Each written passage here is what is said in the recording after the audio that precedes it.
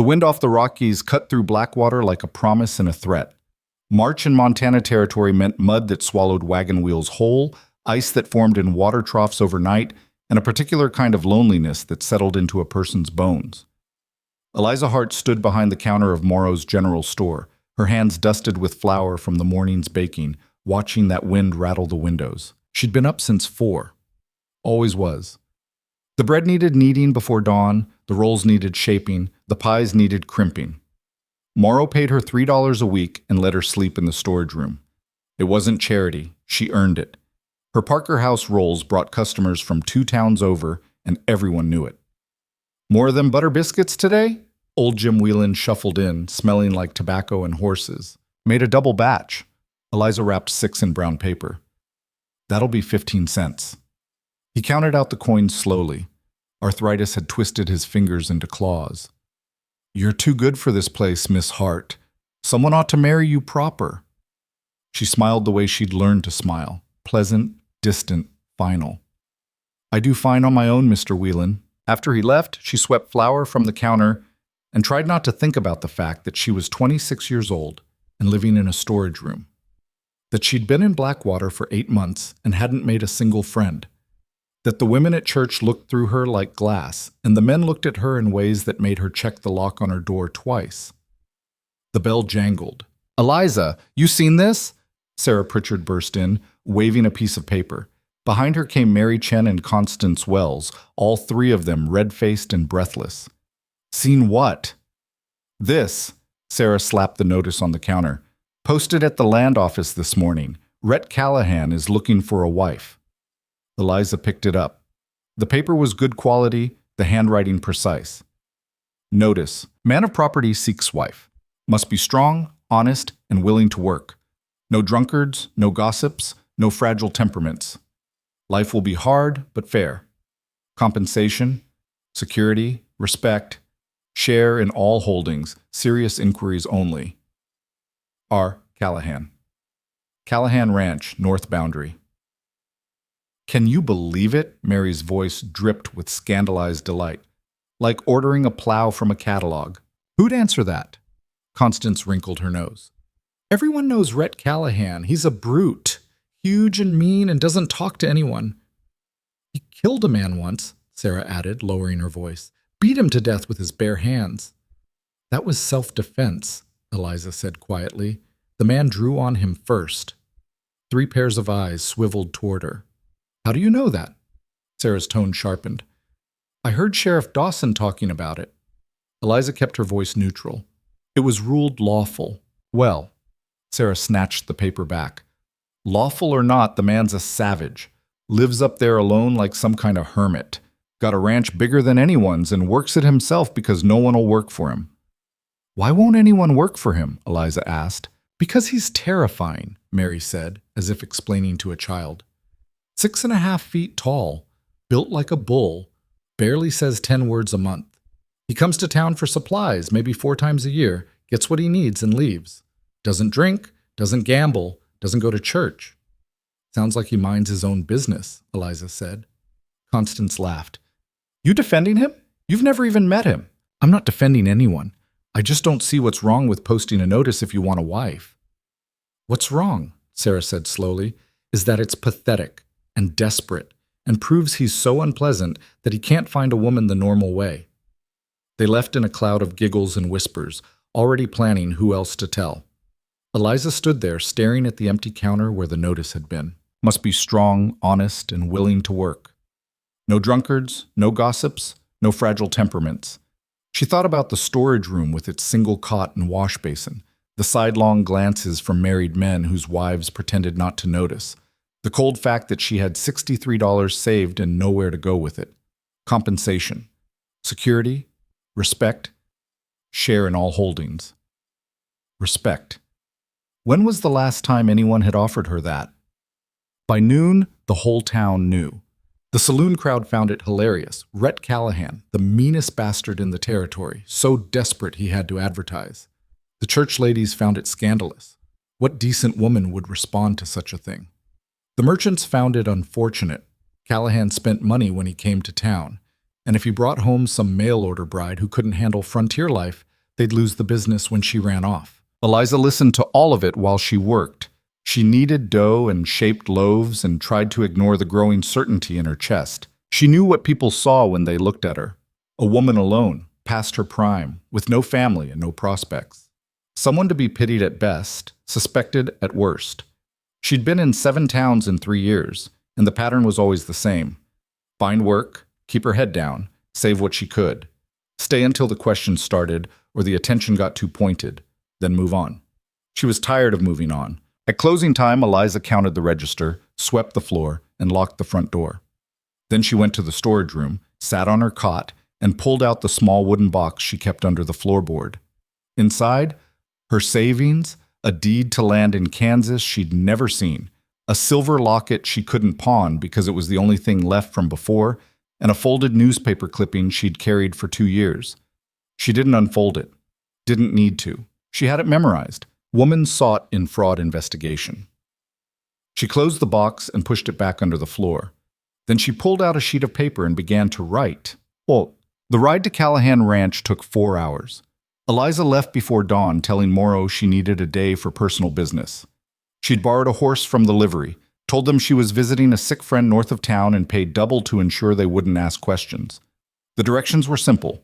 North Road to the Fork, West Trail to the boundary markers, then follow the creek until the valley opened up. She'd never been this far from town.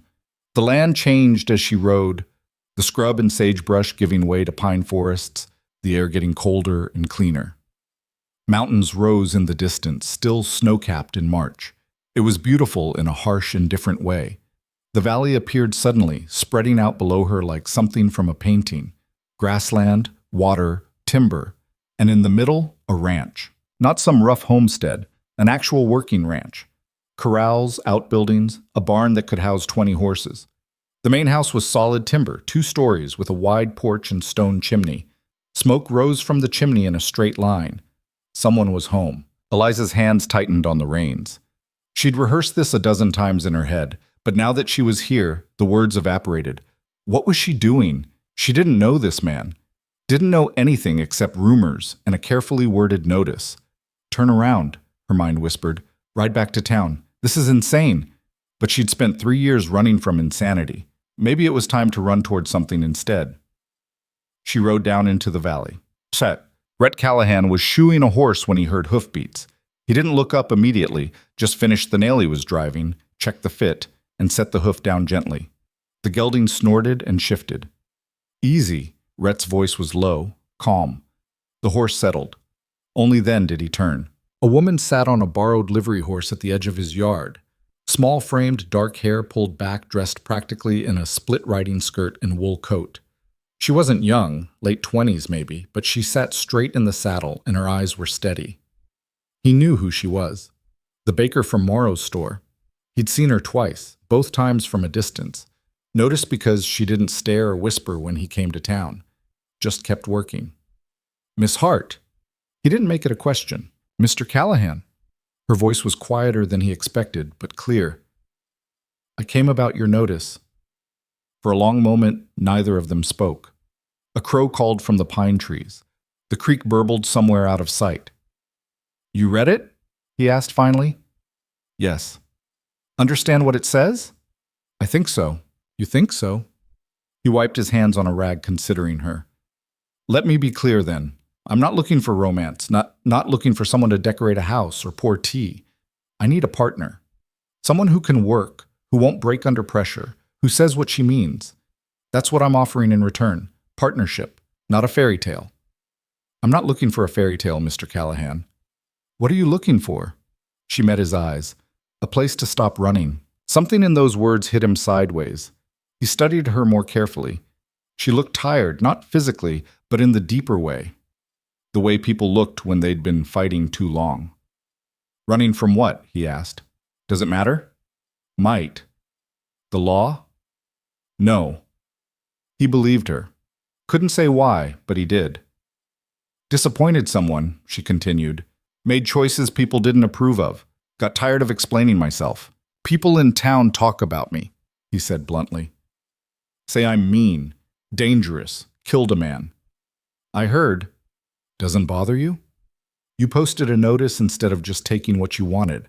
That tells me something. He almost smiled. Almost. Come inside. I'll make coffee. The house was cleaner than she expected. Sparse, but well maintained. A kitchen with a good stove, a table and chairs, a sitting area with books on a shelf. Upstairs she could see doors, bedrooms probably. Everything was built to scale for a very large man. The doorways were tall, the furniture solid. Rhett moved through the space carefully, aware of his size in a way that suggested he'd learned to be careful around things that could break. He poured coffee from a pot on the stove. Milk? Black's fine. They sat across from each other at the table. The silence stretched, but it wasn't uncomfortable. Why'd you post the notice? Eliza asked finally. Because I'm tired of being alone. Direct. No shame in it. Built this place over 10 years, got land, water, timber, livestock, everything a man could want except someone to share it with. I tried the regular way, talking to women at church socials, attending town dances. Didn't work. Why not? He gestured at himself. I make people nervous. Always have. Too big, too quiet. Women look at me and see something that might hurt them. Have you ever hurt anyone who didn't deserve it? No. Then they're fools.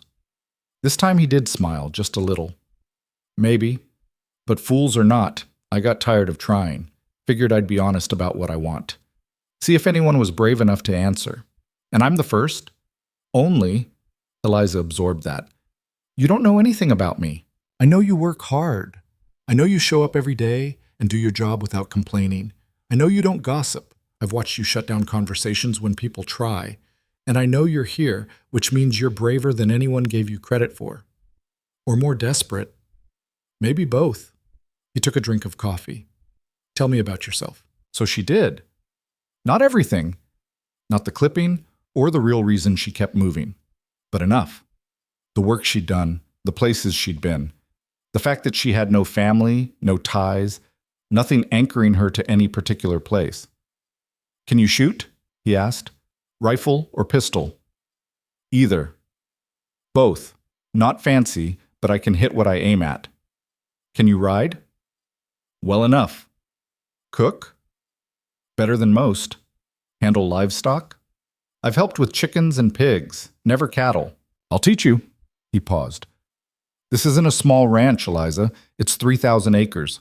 I run 200 head of cattle, have contracts with the Army for beef. There's timber rights, water rights, mineral rights. If we marry, half of it becomes yours. Legally. I'll have papers drawn up. Her breath caught. That's fair, he interrupted. You'll be working it same as me. You'll earn it. Why would you trust me with that much? Because if I can't trust my wife, what's the point of having one? It was the most logical, least romantic proposal she'd ever heard, and somehow it made her want to cry. I need to think, she said. Take your time. Can I? She hesitated. Can I see the rest of the property? I'll saddle horses. They rode for 2 hours. He showed her the boundaries, the creek that never ran dry, the timber stands he was selectively harvesting, the cattle grazing in the south pasture, the barn with its organized tack room and grain storage, the garden plot, empty now but rich with soil. I'm not much of a gardener, he admitted, but the ground's good. You could grow anything. They stopped on a ridge overlooking the valley. The wind was sharp, carrying the scent of pine and snow. Below, the ranch spread out like a kingdom. It's beautiful, Eliza said quietly. It's hard, Rhett corrected. Winters are brutal. Sometimes we're snowed in for weeks. Cattle die, things break, people get hurt. You could go days without seeing another soul besides me. And you think that would bother me? He looked at her, really looked. I think you've spent a long time pretending to be smaller than you are. Quieter. Less. This place doesn't want that. It wants everything you've got. Something cracked open in her chest. When do you need an answer? She asked. No rush. Come back when you're ready. If you're ready. She turned her horse toward town, then stopped. Mr. Callahan? Rhett. Rhett. The name felt strange in her mouth. What happened to the man you killed? His jaw tightened. He was cheating at cards. I called him on it. He drew on me. Missed. I didn't. And people blame you for that? People need someone to be afraid of. Makes them feel safer, having a monster they can point to. He met her eyes. I stopped trying to convince them otherwise. Got more peace that way. She nodded slowly. I'll have an answer in 3 days. I'll be here. The ride back to Blackwater took longer than it should have. Eliza let the horse walk, her mind spinning. 3,000 acres. A partnership. Respect. She thought about the storage room, the sidelong looks, the endless moving. She thought about the clipping in her box and the fact that eventually someone would recognize her. Someone always did. But out there, in that valley, miles from town, who would find her? Who would care? The sun was setting when she reached Blackwater. The livery owner took the horse without comment, and Eliza walked back to Morrow's store in the dim light. Sarah Pritchard was waiting on the steps. Well? She demanded. We saw you leave. Where'd you go? Personal business? Don't lie. Jenny at the livery said you took a horse north. You went to see him, didn't you? Rhett Callahan. Eliza unlocked the door. Good night, Sarah. Are you insane? Sarah followed her inside. Do you know what people will say? I don't care what people say. You should. This is a small town. Reputation matters. Eliza turned, and something in her expression made Sarah step back. I have been in 7 towns in 3 years, Eliza said quietly. I have worked every job there is, kept my head down, caused no trouble. And in every single one, people like you decided who I was before I opened my mouth. So no, Sarah. I don't care what people say, not anymore. She walked into the storage room and closed the door. The next morning, Eliza found a rock through the front window of Morrow's store. Morrow arrived to find her sweeping glass, her face expressionless. What happened? He demanded. Someone's opinion, she said, about my personal business. This is about Callahan. It wasn't a question. Eliza, I like you. You're a good worker, but I can't have trouble. I haven't caused any trouble. You rode out to see him, alone. People will talk. Let them talk. It's not that simple. He ran a hand through his hair.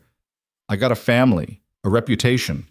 If folks think I'm employing someone with loose morals, her voice could have cut steel. I visited a man who posted a public notice asking for a wife, in broad daylight, on a borrowed horse. How is that loose? It's not proper. Neither is throwing rocks through windows. They stared at each other. I'm sorry, Morrow said finally, but I need you to leave. You're firing me? I'm giving you a week's pay and a good reference, but yes. Eliza set down the broom. I'll be out by tonight. She packed her things in an hour. The wooden box, the few clothes she owned, her savings, stood in the empty storage room and felt nothing. No. That was wrong. She felt relief. She walked to the telegraph office and sent a message. R. Callahan. Callahan. Ranch stop answer is yes, stop E, heart. Then she sat in the boarding house lobby and waited. The reply came 3 hours later. Come tomorrow. Stop! Bring everything. Stop!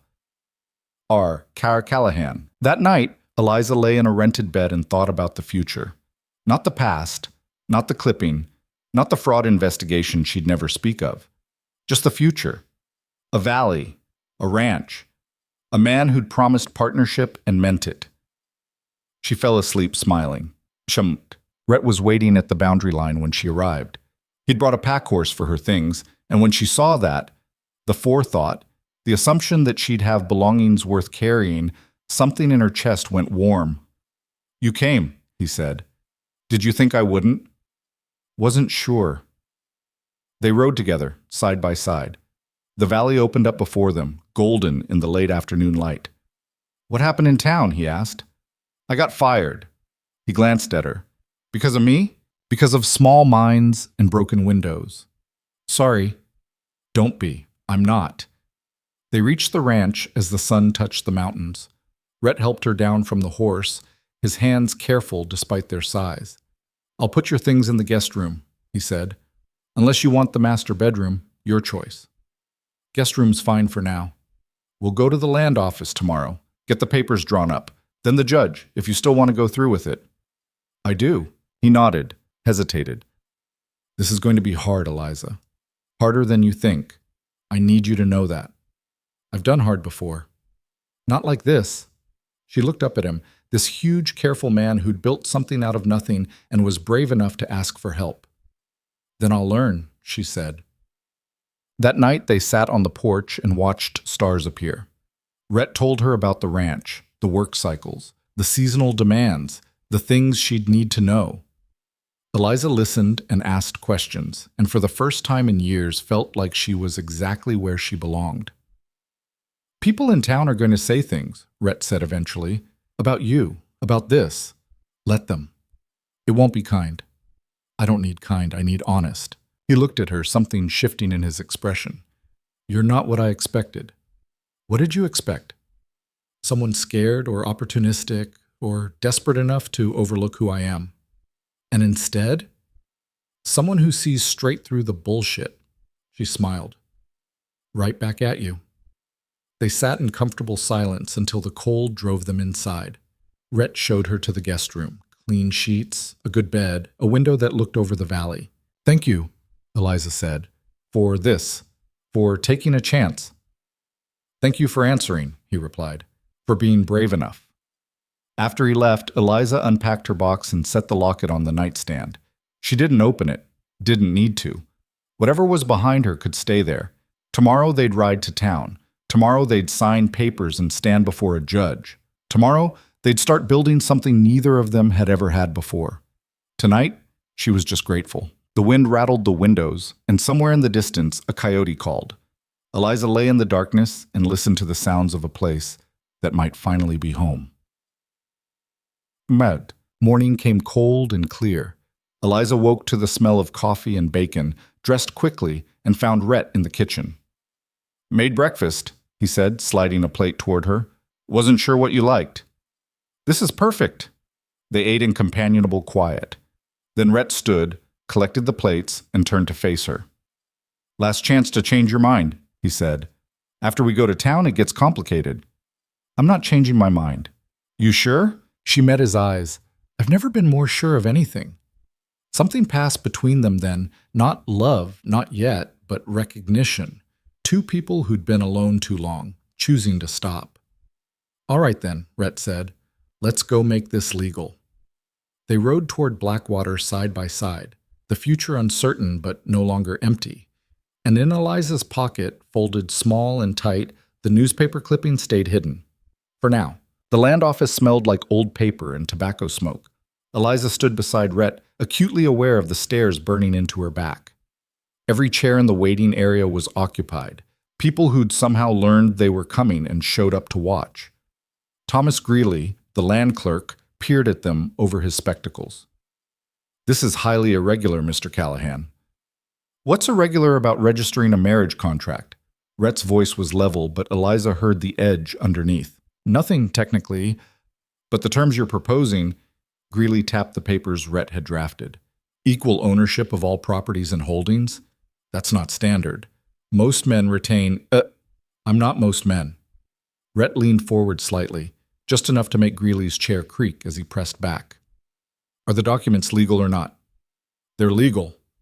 Greeley's Adam's apple bobbed. Just unusual. Then file them. Behind them, someone whispered. Eliza didn't turn around. She'd learned years ago that looking only encouraged them. Greeley produced a ledger, dipped his pen, and began writing. The scratch of nib on paper filled the silence. When he finished, he rotated the book toward them. Sign here, both of you. Rhett signed first, his handwriting surprisingly elegant for hands that size. Then he offered the pen to Eliza. She hesitated. Once she signed, it was real. Binding, no going back. Her hand moved almost of its own accord. Eliza Jane Hart. Witnessed and recorded, Greeley said, blotting the page. You'll need Judge Morrison for the actual marriage. His office is across the square. They stepped out into cold sunshine. The crowd that had gathered in the land office spilled onto the street, following at a distance. Eliza felt their eyes like insects crawling on her skin. You all right? Rhett asked quietly. Fine. You don't look fine. I'm not used to being a spectacle. Get used to it. They'll watch us for weeks. He glanced back at the crowd, waiting for one of us to break. prove them right. And if we don't, then they'll find something else to talk about. Eventually. Judge Morrison's office occupied the second floor of the courthouse. The judge himself was a compact man in his 60s, with sharp eyes and ink-stained fingers. He looked up when they entered, then slowly removed his reading glasses. "Rhett Callahan, been a while." "Judge. Heard you were looking for a wife, didn't quite believe it." Morrison's gaze shifted to Eliza. "And you are?" "Eliza Hart. The baker from Morrow's." He gestured to chairs. "Sit. Both of you." Eliza sat. Rhett remained standing until Morrison gave him a pointed look, then folded himself into a chair that was too small for him. "You understand what you're doing," Morrison addressed Eliza directly. "Marriage is a legal contract, binding, not something to enter into lightly." "I understand." "Do you?" He leaned back. "Because from where I sit, this looks rushed. You've known Mr. Callahan for what, 3 days?" "2, Eliza said. "But I know what I need to know." "Which is?" "That he's honest, that he's offering partnership, not ownership, that he'll keep his word." Morrison's eyebrows rose slightly. He turned to Rhett. "You explained the realities, the isolation, the work?" "I did." "And you're prepared to honor the terms you filed at the land office? Equal ownership?" "Wouldn't have filed them otherwise." Morrison studied them both for a long moment. Then he pulled out a leather-bound book and opened it to a marked page. "All right, join hands." Eliza's hand disappeared into Rhett's. His palm was calloused, warm, his grip careful. Morrison read through the ceremony quickly, without embellishment. There was no mention of love or cherishing, just legal obligations and witnessed consent. When he reached the end, he looked up. "Rhett Callahan, do you take this woman as your lawfully wedded wife?" "I do." "Eliza Hart, do you take this man as your lawfully wedded husband?" Her mouth was dry. The room felt airless. She thought about the storage room, the broken window, the endless moving. She thought about the valley and the ranch and the careful way Rhett had helped her down from her horse. "I do." "Then by the authority vested in me by Montana Territory, I pronounce you married. Witnesses?" 2 clerks appeared from the back room, signed the register, and disappeared again. "That's it," Morrison said. "You're legal." Rhett pulled out a leather purse and counted out bills. Morrison waved him off. "No charge. Consider it a wedding gift." He closed the register. "Advice, though, if you'll take it. People are going to test you, both of you. They'll poke and prod and wait for cracks. Don't give them any." "Wasn't planning to," Rhett said. "Good." Morrison stood, offered his hand. "Mrs. Callahan, welcome to the territory." The name hit her like a fist. Mrs. Callahan. She wasn't Eliza Hart anymore. That person, the one who'd been running for 3 years, was gone. They walked out into the afternoon sun as husband and wife. The crowd had grown. Easily 40 people now, clustered in groups, whispering. Sarah Pritchard stood front and center, arms crossed, face pinched. "Well," she called out, "isn't this romantic?" Rhett ignored her. Eliza tried to do the same. "Must be true love," Sarah continued, louder now. 2 whole days of courtship. That's practically a lifetime. "Leave it alone, Sarah." That was Mary Chen, surprisingly. "It's their business." "It's everyone's business when she makes a fool of herself." Sarah stepped closer. "Did you tell him, Eliza, about why you keep moving? About why you never stay anywhere long?" Eliza's stomach dropped. "I don't know what you're talking about." "Don't you?" Sarah's smile was vicious. "Because I have a cousin in Kansas. She writes letters. Very detailed letters." The world tilted. Eliza forced herself to breathe normally, to keep her expression neutral. "I've never been to Kansas. That's not what Rebecca says. She says there was a woman there, ran off after some trouble with money. Fraud, she called it. Woman matched your description perfectly." "Your cousin's mistaken." "Is she?" Sarah looked at Rhett. "You might want to ask your new wife about her past, Mr. Callahan, before you find out the hard way." Rhett's jaw was tight. He looked down at Eliza, question in his eyes. She couldn't speak, couldn't move. The clipping in her box burned in her mind like it was on fire. "We're leaving." Rhett's voice cut through the noise. He took Eliza's arm, gently but firmly, and steered her toward the horses. Behind them, Sarah's voice rose triumphant. "That's what I thought. Running again, Eliza? How long before you run from him, too? Eliza climbed onto her horse with shaking hands. Rhett mounted beside her, and they rode out of Blackwater at a trot that became a canter. They didn't speak until the ranch appeared in the distance. Rhett slowed his horse. Is it true? It's complicated. That's not an answer. Eliza pulled her horse to a stop. Her hands were still shaking. Yes, part of it. He turned in his saddle to face her fully. Which part? There was trouble in Kansas, with money, but it wasn't fraud. Not the way Sarah made it sound. Tell me what happened. She looked at the valley, the ranch, the life she'd had for exactly 4 hours. I worked for a bank, as a clerk. My supervisor was embezzling, moving money between accounts, falsifying records. When I figured it out, I reported it. But he had connections and I didn't. By the time the investigators arrived, he'd made it look like I was the one stealing. Were you? No. Can you prove it? No, he destroyed the evidence, my word against his, and his word carried more weight. Rhett was quiet for a long time. Why didn't you stay and fight? Because I would have lost, and probably ended up in prison. She met his eyes. I ran because I was scared, and I've been running ever since. That why you keep moving? Someone might recognize you? Yes. He looked toward the ranch, then back at her. You lied to me. I didn't lie. I just didn't tell you everything. Same thing. Is it? Her voice cracked. If I'd told you in the beginning, would you have let me come here? Would you have married me? I don't know. The honesty of it cut deeper than anger would have. Eliza gathered her reins. I understand if you want to annul this. I'll leave. You won't hear from me again. Where would you go? I don't know. Somewhere else. I'm good at that. Rhett studied her face.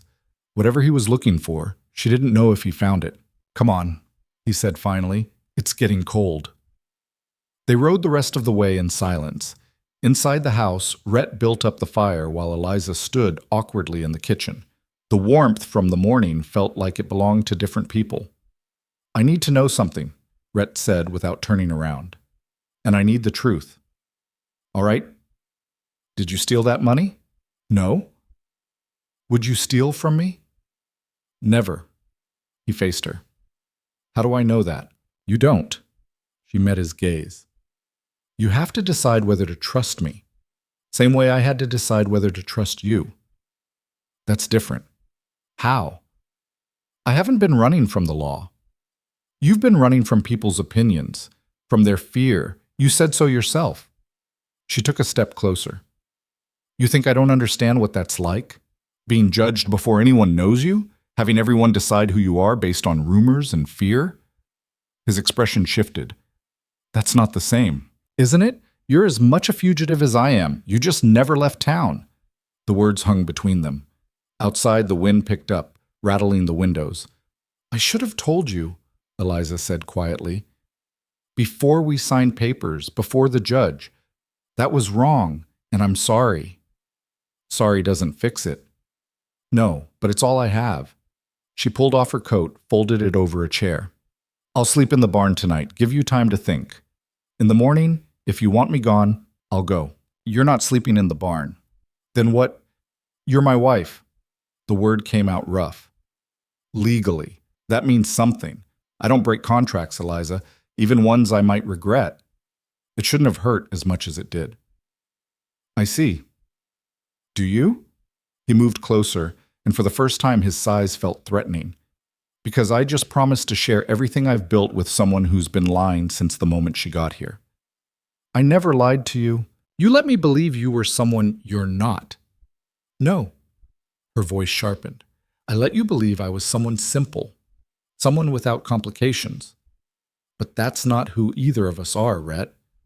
We're both complicated, both running from something. The only difference is my past might actually catch up with me. He turned away, braced his hands on the mantel. His shoulders were rigid.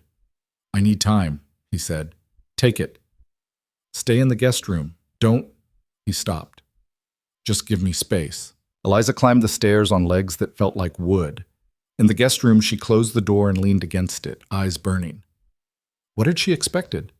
That honesty would fix everything? That he'd understand and forgive and they'd move forward like nothing happened? She'd gambled everything on a man she barely knew, and now she was learning the price. The box under her bed seemed to pulse with accusation.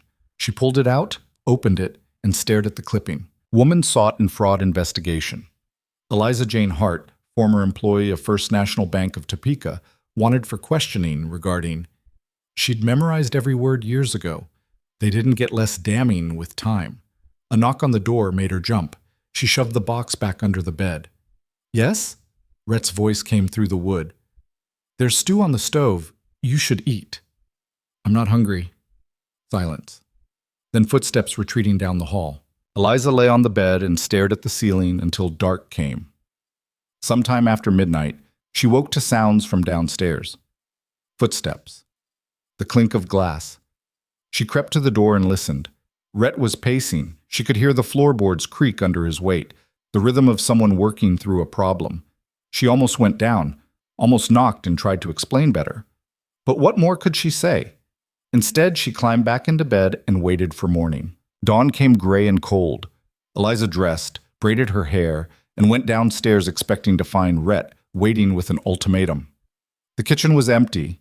A note sat on the table in his precise handwriting. Gone to check the north fence. Back by afternoon. Coffee's hot. She poured a cup and sat at the table, trying to figure out what the note meant. Was he avoiding her, giving them both space? Or just doing the work that needed doing regardless of personal drama? The house felt enormous around her. She washed the few dishes in the sink, swept the floor, wiped down surfaces that were already clean. Trying to be useful. Trying to prove something to a man who wasn't there to see it. By noon, she couldn't stand the waiting anymore. She pulled on her coat and went outside. The ranch looked different in daylight, without Rhett to guide her. Bigger. More complex. She walked to the barn where half a dozen horses turned to watch her approach. Hey! She offered her hand to a gray mare. I'm Eliza. We met yesterday, but you probably don't remember. The mare sniffed her palm, found nothing interesting, and turned away. Fair enough? She explored the barn properly. The tack room with its organized rows of saddles and bridles, the feed room with its neat barrels, the workshop with tools hanging on pegboards. Everything had a place. Everything was maintained. It was the barn of someone who cared. Someone who built things meant to last. She was examining a hand-carved bridle hook when hoofbeats announced Rhett's return. She stepped out into the yard as he dismounted. Fence is fixed, he said without preamble. Cattle were getting through to the creek. Had to reset 2 posts. Do you need help with anything? He looked at her for a long moment. You know how to muck stalls? I can learn? Come on then. He showed her how to use the pitchfork, where to pile the soiled hay, how to spread fresh bedding. The work was hard and unglamorous, and her shoulders ached within 20 minutes. Rhett worked beside her without talking. They mucked 4 stalls in silence before he finally spoke. I thought about what you said, about both of us running. Eliza leaned on her pitchfork, waiting. You're right, he continued. I've been hiding here same as you've been hiding by moving. Different methods, same result. Does that change anything? Maybe. He drove his pitchfork into a pile of hay. I'm not good at trust, Eliza. Never have been. People talk, people lie, people decide who you are, and there's nothing you can do about it. So I stopped trying. Built this place where I didn't have to trust anyone. And then you posted a notice asking for a wife. Yeah, he almost smiled. Wasn't my smartest move. Or maybe it was. He looked at her. I want to believe you. About Kansas. About why you ran. But you don't. But I can't verify it. Can't prove it one way or the other, so I have to choose. And I'm choosing to trust you. He held up a hand before she could speak. Not because I'm sure. Because I'm not. But because if I can't trust my wife, then nothing else matters. This whole thing falls apart. Relief flooded through her so hard she had to grip the pitchfork to stay upright. Thank you. Don't thank me yet. Trust works both ways, Eliza. I'm trusting you with this ranch, with everything I've built. You need to trust me back. I do. Prove it. Tell me something you haven't told anyone else. She hesitated. The clipping flashed in her mind, but there were other things. Smaller things. True things. The man in Kansas, she said slowly. My supervisor. His name was Richard Vaughn. He was married, had 3 children. Everyone loved him. He donated to the church, sponsored orphans, gave speeches about civic duty. And he offered to help me when I first started at the bank, said I showed promise, invited me to dinners at his house, introduced me to his wife. I thought he was being kind. Rhett's expression darkened. What did he do? Started making suggestions about my appearance, my clothes. Then the suggestions became demands, private meetings, locked doors. She forced herself to keep talking. I refused, reported it to his superior. 3 days later, the investigation started. Into me. He set you up. He protected himself. I was expendable. Rhett was quiet for a long time. When he spoke, his voice was low and dangerous. Is he still in Kansas? I don't know. I haven't looked back. If he ever comes here, he won't. Men like him don't follow women like me. They just destroy us and move on. The words tasted like ash. Eliza went back to mucking the stall, needing the physical work to ground her. Rhett worked beside her. After a while, he said, I believe you. Why? Because that story didn't make you look good.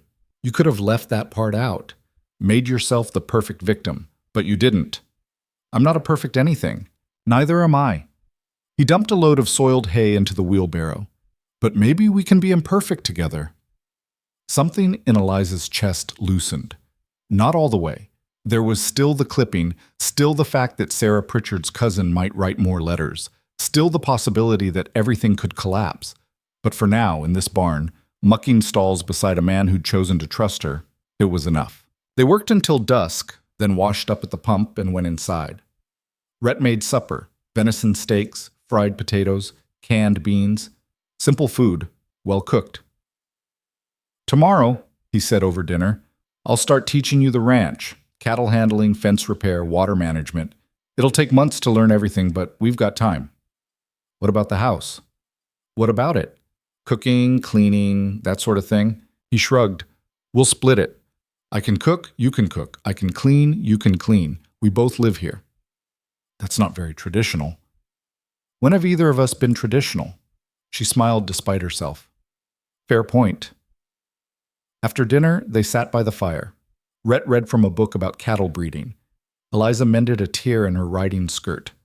The silence between them felt different now, less fraught, more settled. Can I ask you something? Eliza said eventually. Go ahead. Why did you really post that notice? The truth.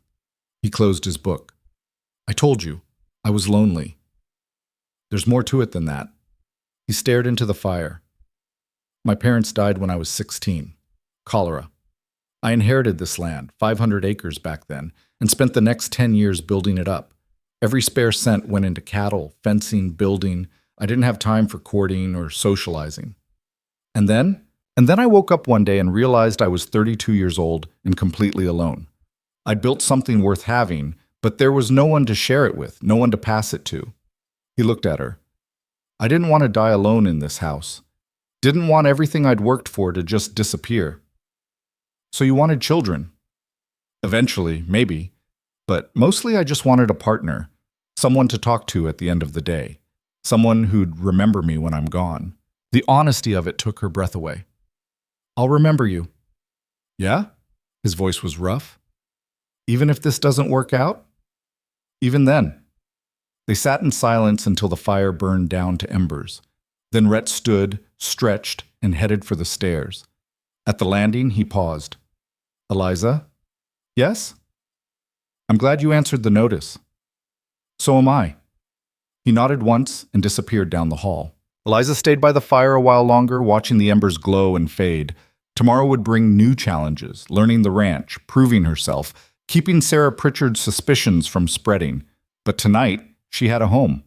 A husband who'd chosen to trust her despite every reason not to.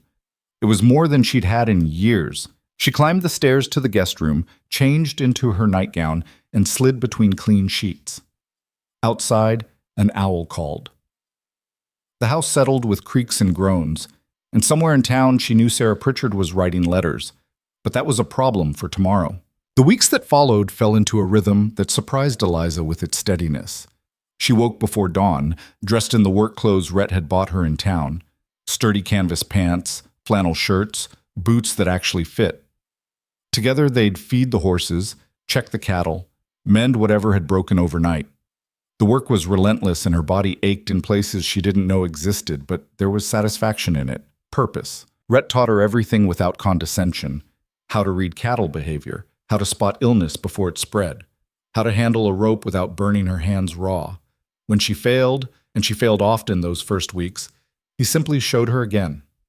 "You're picking this up faster than I expected," he said one morning as she successfully separated a calf from the herd for inspection. "Had good motivation to learn." "Which is?" "Not looking incompetent in front of my husband." He almost smiled. "You're doing fine." Fine wasn't great, but it was honest. Eliza would take honest over flattery any day. They still slept in separate rooms. Neither of them mentioned it. The marriage was legal on paper, a partnership in practice. But whatever else it might become remained unspoken. Some nights Eliza would lie awake and wonder if Rhett regretted it, the rushed wedding, the complications she'd brought. But in the morning, he'd be in the kitchen making coffee, and they'd start another day of work, and the wondering would fade. 3 weeks after the wedding, they rode into Blackwater for supplies. Eliza had suggested going alone, but Rhett refused. "We go together," he said. "Show them we're solid." "Are we?" He looked at her. "Getting there." The town felt hostile the moment they arrived. Conversation stopped when they passed.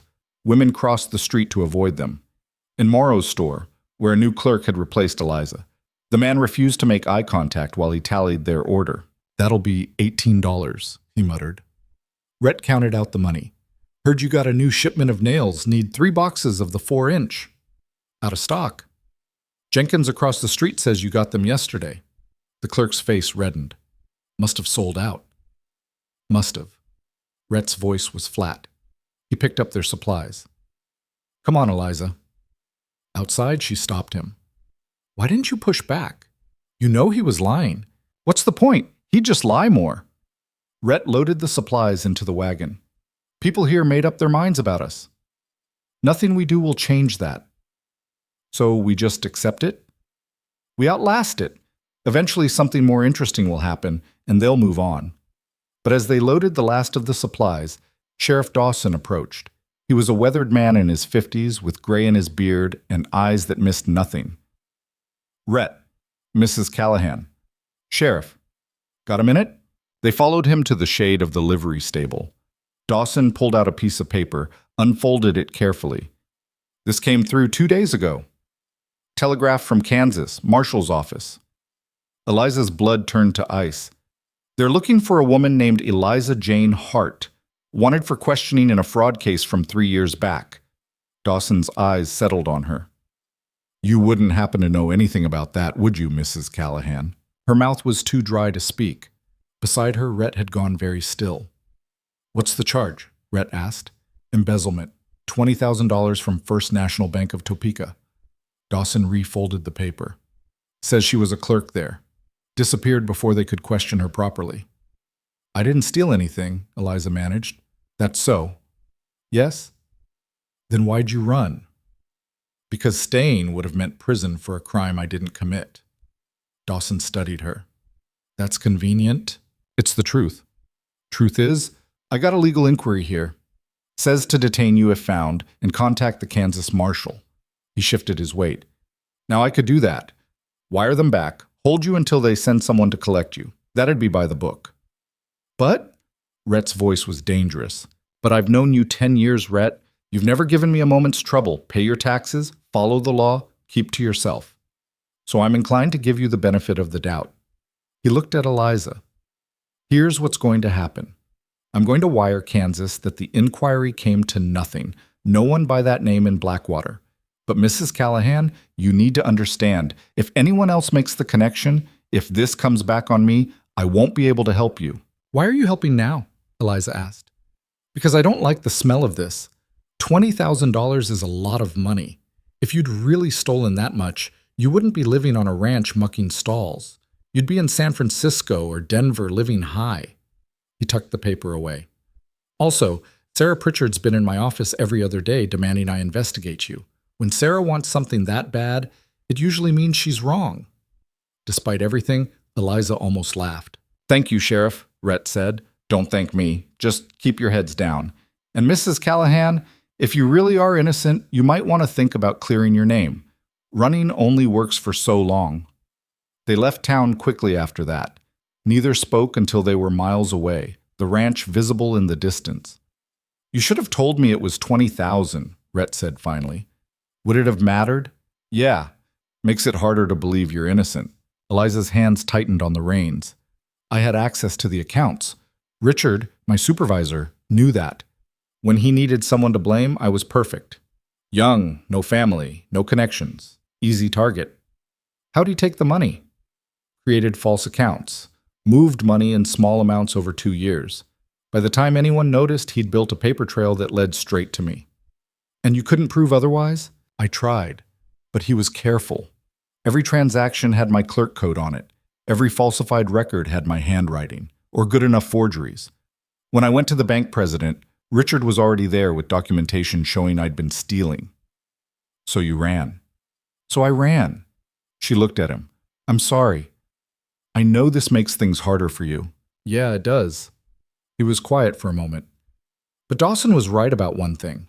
If you'd really stolen that much, you wouldn't be here. You'd be somewhere warm, spending it. You believe me? I'm trying to. It wasn't a ringing endorsement, but it was something. They spent the rest of the ride in silence. At the ranch, Rhett unloaded supplies while Eliza tended the horses. The work was familiar now, almost comforting. Brush, feed, water. Simple tasks with clear results. She was finishing up when Rhett appeared in the barn doorway. We need to talk about what happens if someone else figures it out, if Dawson can't protect you. I leave. Just like that? What else can I do? I won't let you lose everything because of me. He stepped closer. You're my wife, Eliza. Legally bound. If you run, it reflects on me. Makes me look like a fool who got conned. Better a fool than an accomplice. I don't care about looking like a fool. His voice roughened. But I care about keeping my word. I promised you partnership, security. I'm not breaking that promise. Even if it costs you the ranch? Even then. She stared at him. That's insane. Maybe, but it's also the truth. He leaned against a stall door. We need a plan. Something better than you running and me pretending I didn't know. What kind of plan? The kind where we prove you didn't do it. Eliza laughed, but there was no humor in it. How? Richard Vaughn had 3 years to cover his tracks. By now there's probably nothing left to find. Maybe, but you said he was embezzling for 2 years before you caught him. That's a long time. Hard to hide that much money for that long without leaving traces. He's probably spent it by now. Has he? Rhett crossed his arms. Because men who embezzle don't usually stop. They get away with it once, they try again. Maybe he's still at the bank. Maybe he's still stealing. And maybe he's gone and the trail's cold and I'm just delaying the inevitable. Or maybe we find something. He pushed off the door. Either way, it beats waiting for the hammer to drop. Eliza wanted to argue, wanted to explain that hope was dangerous, that reaching back into the past would only pull the future down around them. But the set of Rhett's jaw told her he'd already decided. How would we even start? She asked. Write to the bank, ask questions, hire someone to investigate if we have to. That costs money. I have money. Not for this, not for my mistakes. Our mistakes now. He met her eyes. We're in this together, Eliza, for better or worse. Those were the words, weren't they? She'd heard them from Judge Morrison, but they'd felt abstract then. Legal language. Now standing in the barn with hay dust floating in the late sun, they felt real. All right, she said. We try, but if it doesn't work, it'll work. His confidence was either inspiring or terrifying. Eliza couldn't decide which. That night, they sat at the kitchen table with paper and pen. Rhett wanted to write to the bank president. Eliza argued for a lawyer instead, someone with authority to ask questions without raising suspicions. Lawyers cost money, Rhett said. So does a wild goose chase. You got a better idea? She thought about it. What about a Pinkerton agent? A detective. They investigate fraud. It's what they do. Rhett considered this. Expensive. Everything's expensive. At least this way we might get results. He tapped the pen against the table. All right, we'll write to their Denver office, see what they say. They composed the letter together, editing and revising until the wording was right. Not too desperate, not too vague. Just a simple request for investigation into possible ongoing embezzlement at First National Bank of Topeka. Should we mention you? Rhett asked. No. Let them find the connection on their own. If we seem too invested, they'll charge more. He sealed the envelope. I'll post it tomorrow.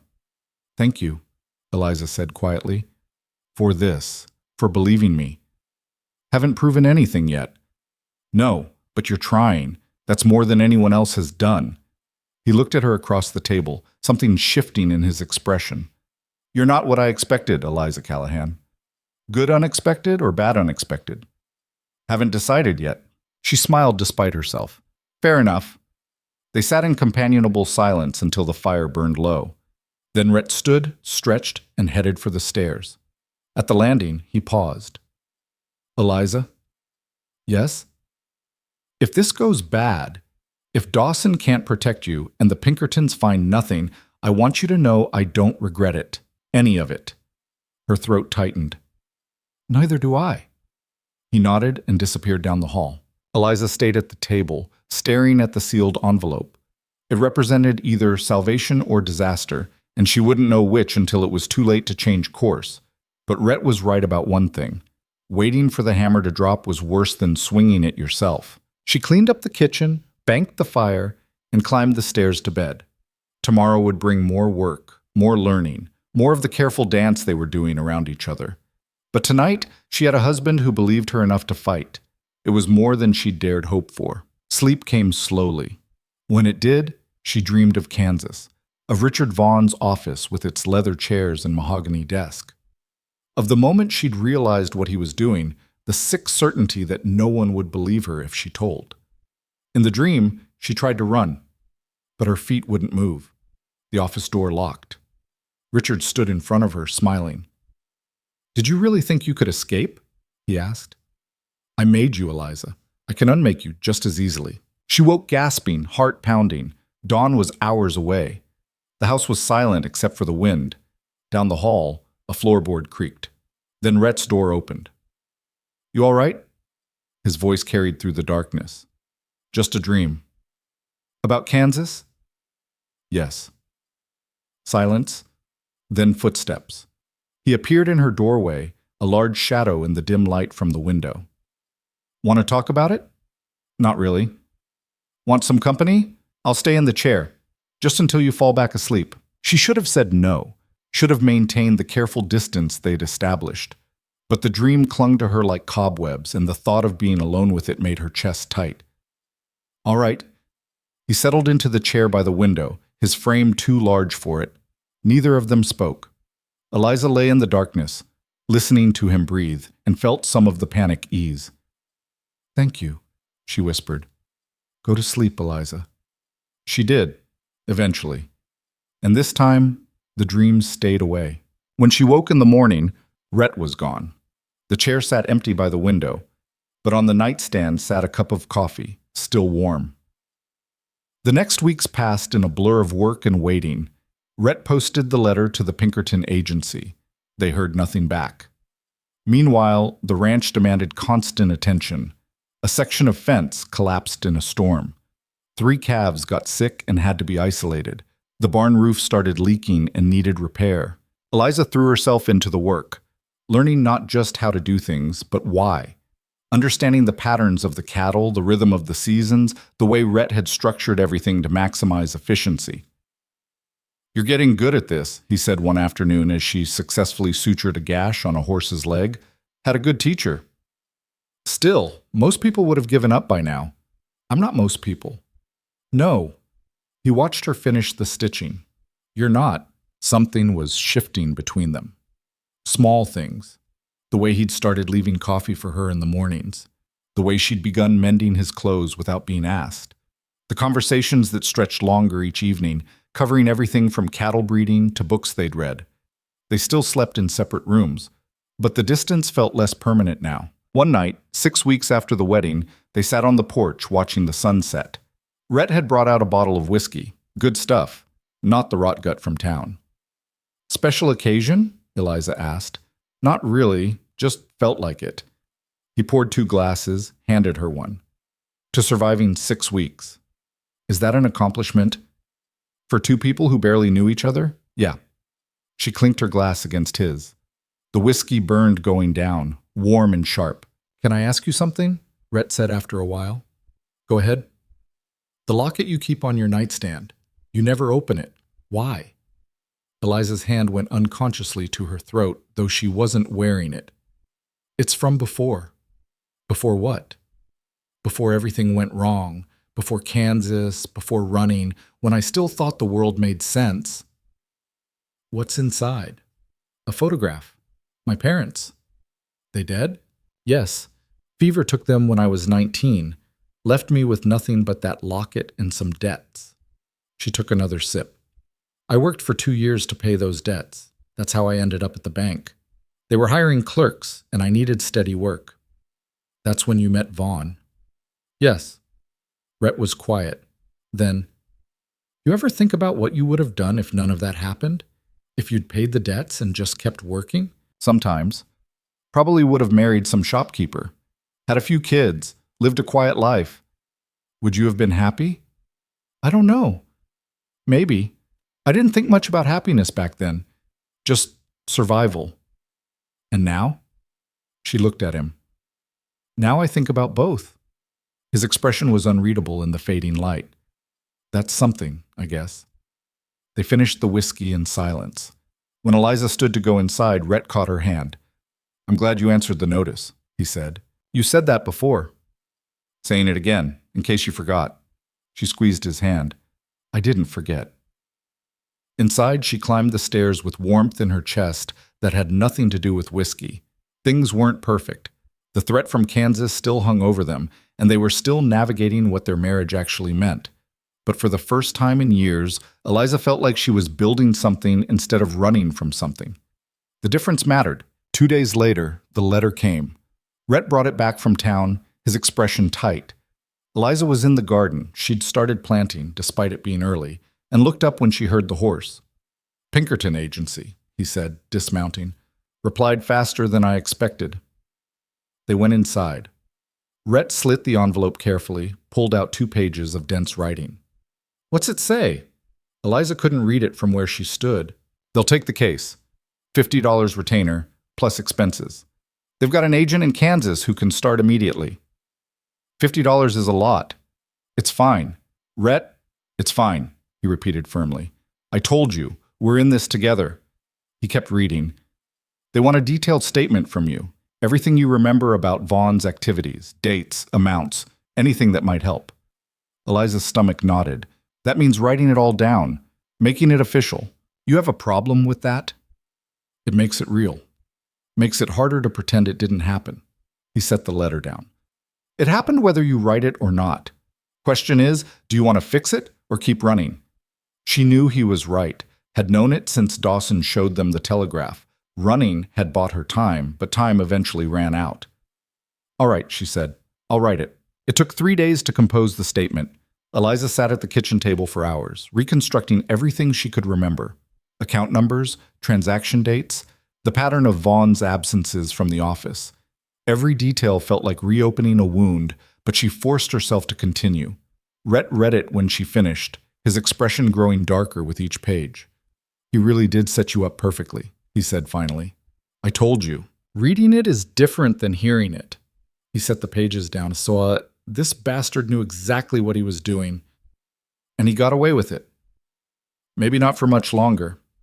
Rhett sealed the statement in an envelope. I'll post this tomorrow, then we wait. How long? Agency said 4 to 6 weeks for a full investigation. 6 weeks felt like eternity, but Eliza nodded. Then we wait. That night, she couldn't sleep. She kept thinking about what would happen if the Pinkertons found nothing, if Vaughn had covered his tracks too well, or if he'd left the bank, or if the whole investigation dead-ended.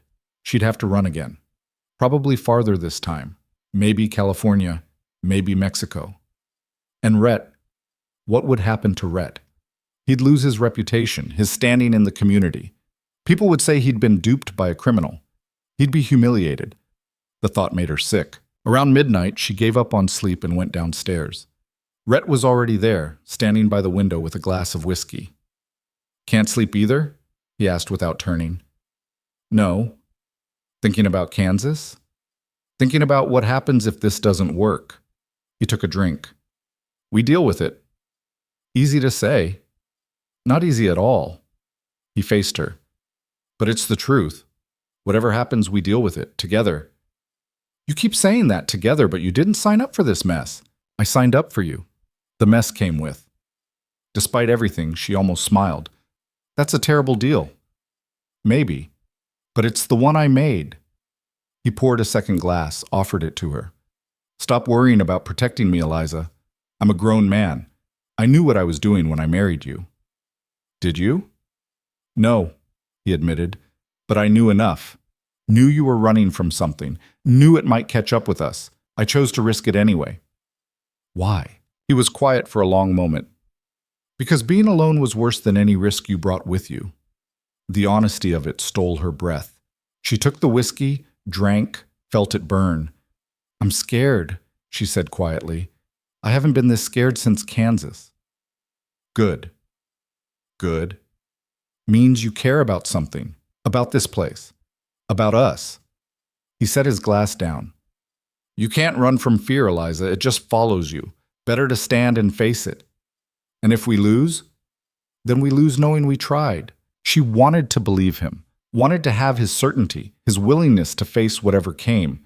But all she had was fear and the knowledge that everything she'd started to build could collapse at any moment. Rhett seemed to read her thoughts. He crossed the room, stopped in front of her. Listen to me. Whatever happens with Kansas, whatever the Pinkertons find or don't find, you're not alone in this. You understand? She nodded, not trusting her voice. Say it. I understand. Good. He squeezed her shoulder, brief, grounding. Now go to bed. Tomorrow's going to be long. She climbed the stairs, glass still in hand. At her door, she looked back. Rhett stood at the window again, silhouetted against the darkness. He'd chosen to fight for her. The least she could do was let him. The Pinkerton letter arrived on a Tuesday morning, 8 weeks after they'd sent the statement. Eliza was feeding chickens when she saw Rhett riding hard from town, dust trailing behind him.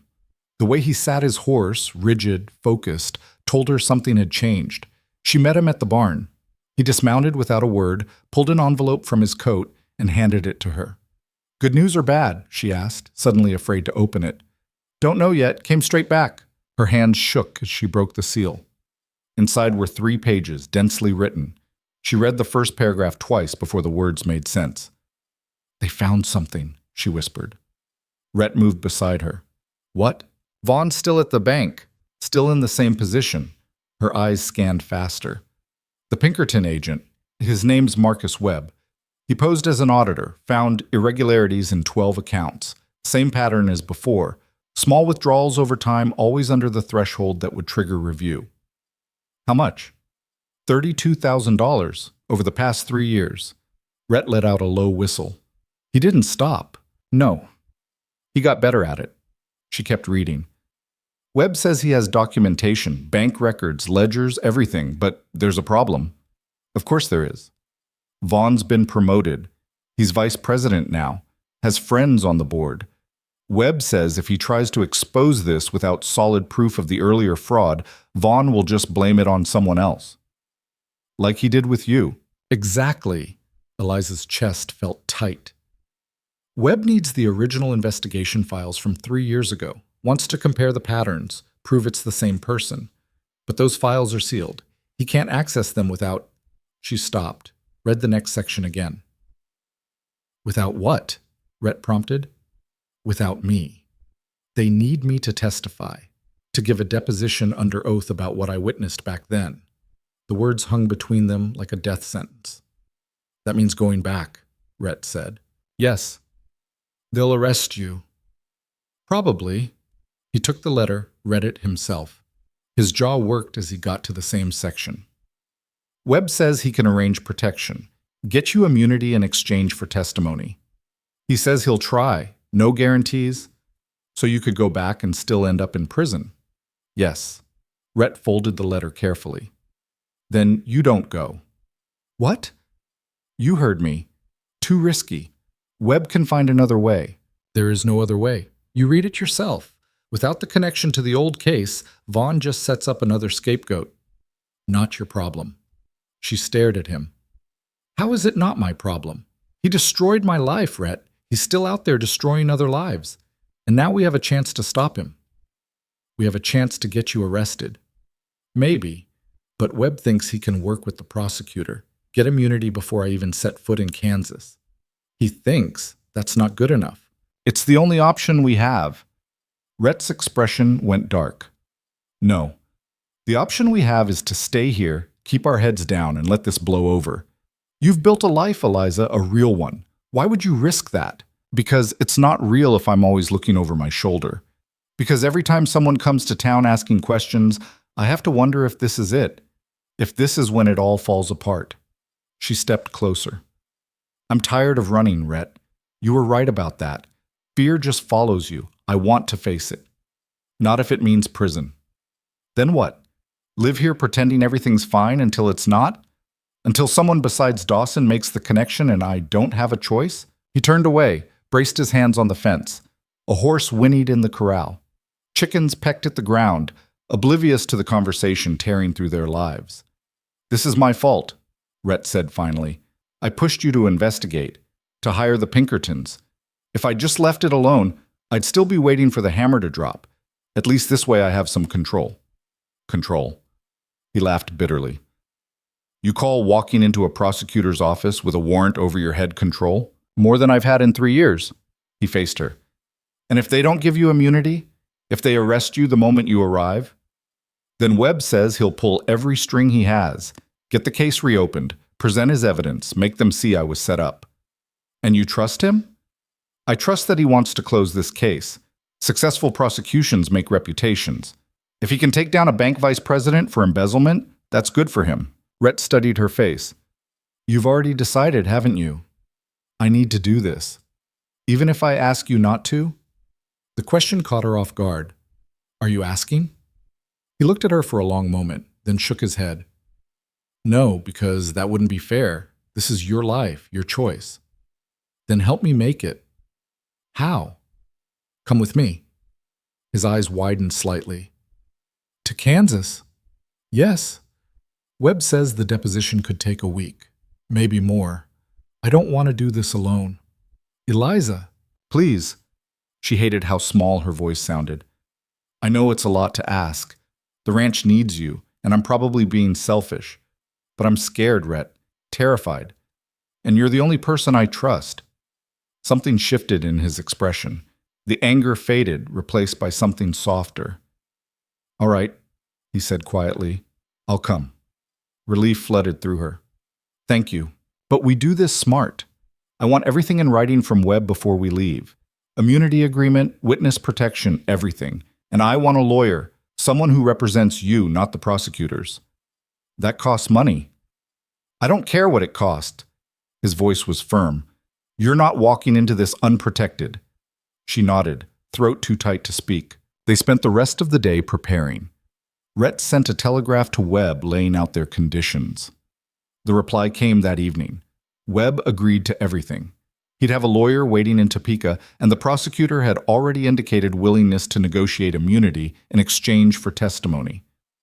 That was fast, Eliza said, reading the telegraph. Too fast? Maybe.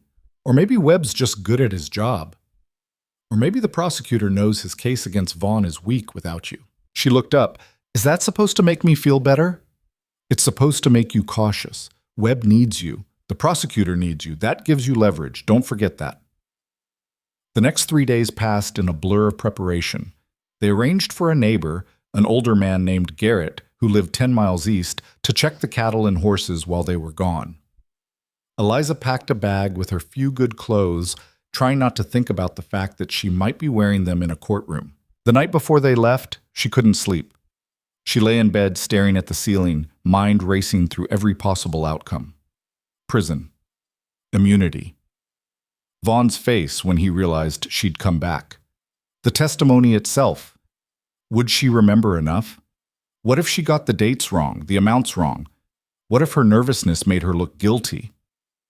A knock on the door interrupted her spiraling thoughts. You awake? Rhett's voice. Yes? He opened the door, leaned against the frame. Figured you might be. Too much thinking. Yeah. He came in, settled into the chair by the window. Want to talk about it? Not really.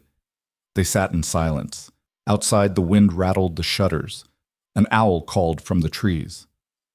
I keep wondering what I'll say to him, Eliza said eventually. To Vaughn, if I see him. You don't have to say anything. Let your testimony do the talking.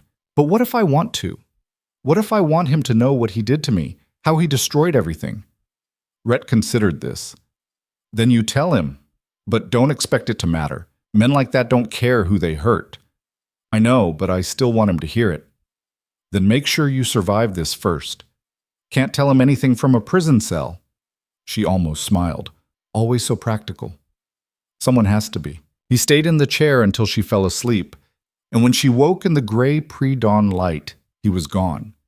But there was coffee waiting downstairs, and breakfast already cooked, and somehow that steadied her more than any words could have. They left at first light. The train east departed Blackwater at 9, which meant a 3-hour ride to the station. Garrett met them at the ranch to see them off, his weathered face creased with concern. You sure about this? He asked Rhett. No, but we're doing it anyway. Well, Ranch will be here when you get back. I'll keep an eye on things. Appreciate it. They rode in silence, the morning cold and clear. Eliza tried to memorize everything, the mountains, the valley, the way the sun hit the trees in case she didn't come back, in case this was the last time she saw it. At the station, Rhett bought tickets to Topeka via Denver.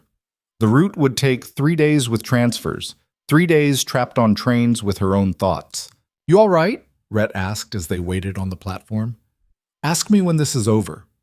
The train arrived in a cloud of steam and noise. They boarded, found seats, and settled in for the long journey. Eliza watched Montana disappear through the window, feeling like she was leaving more than just a place. The train rocked and swayed.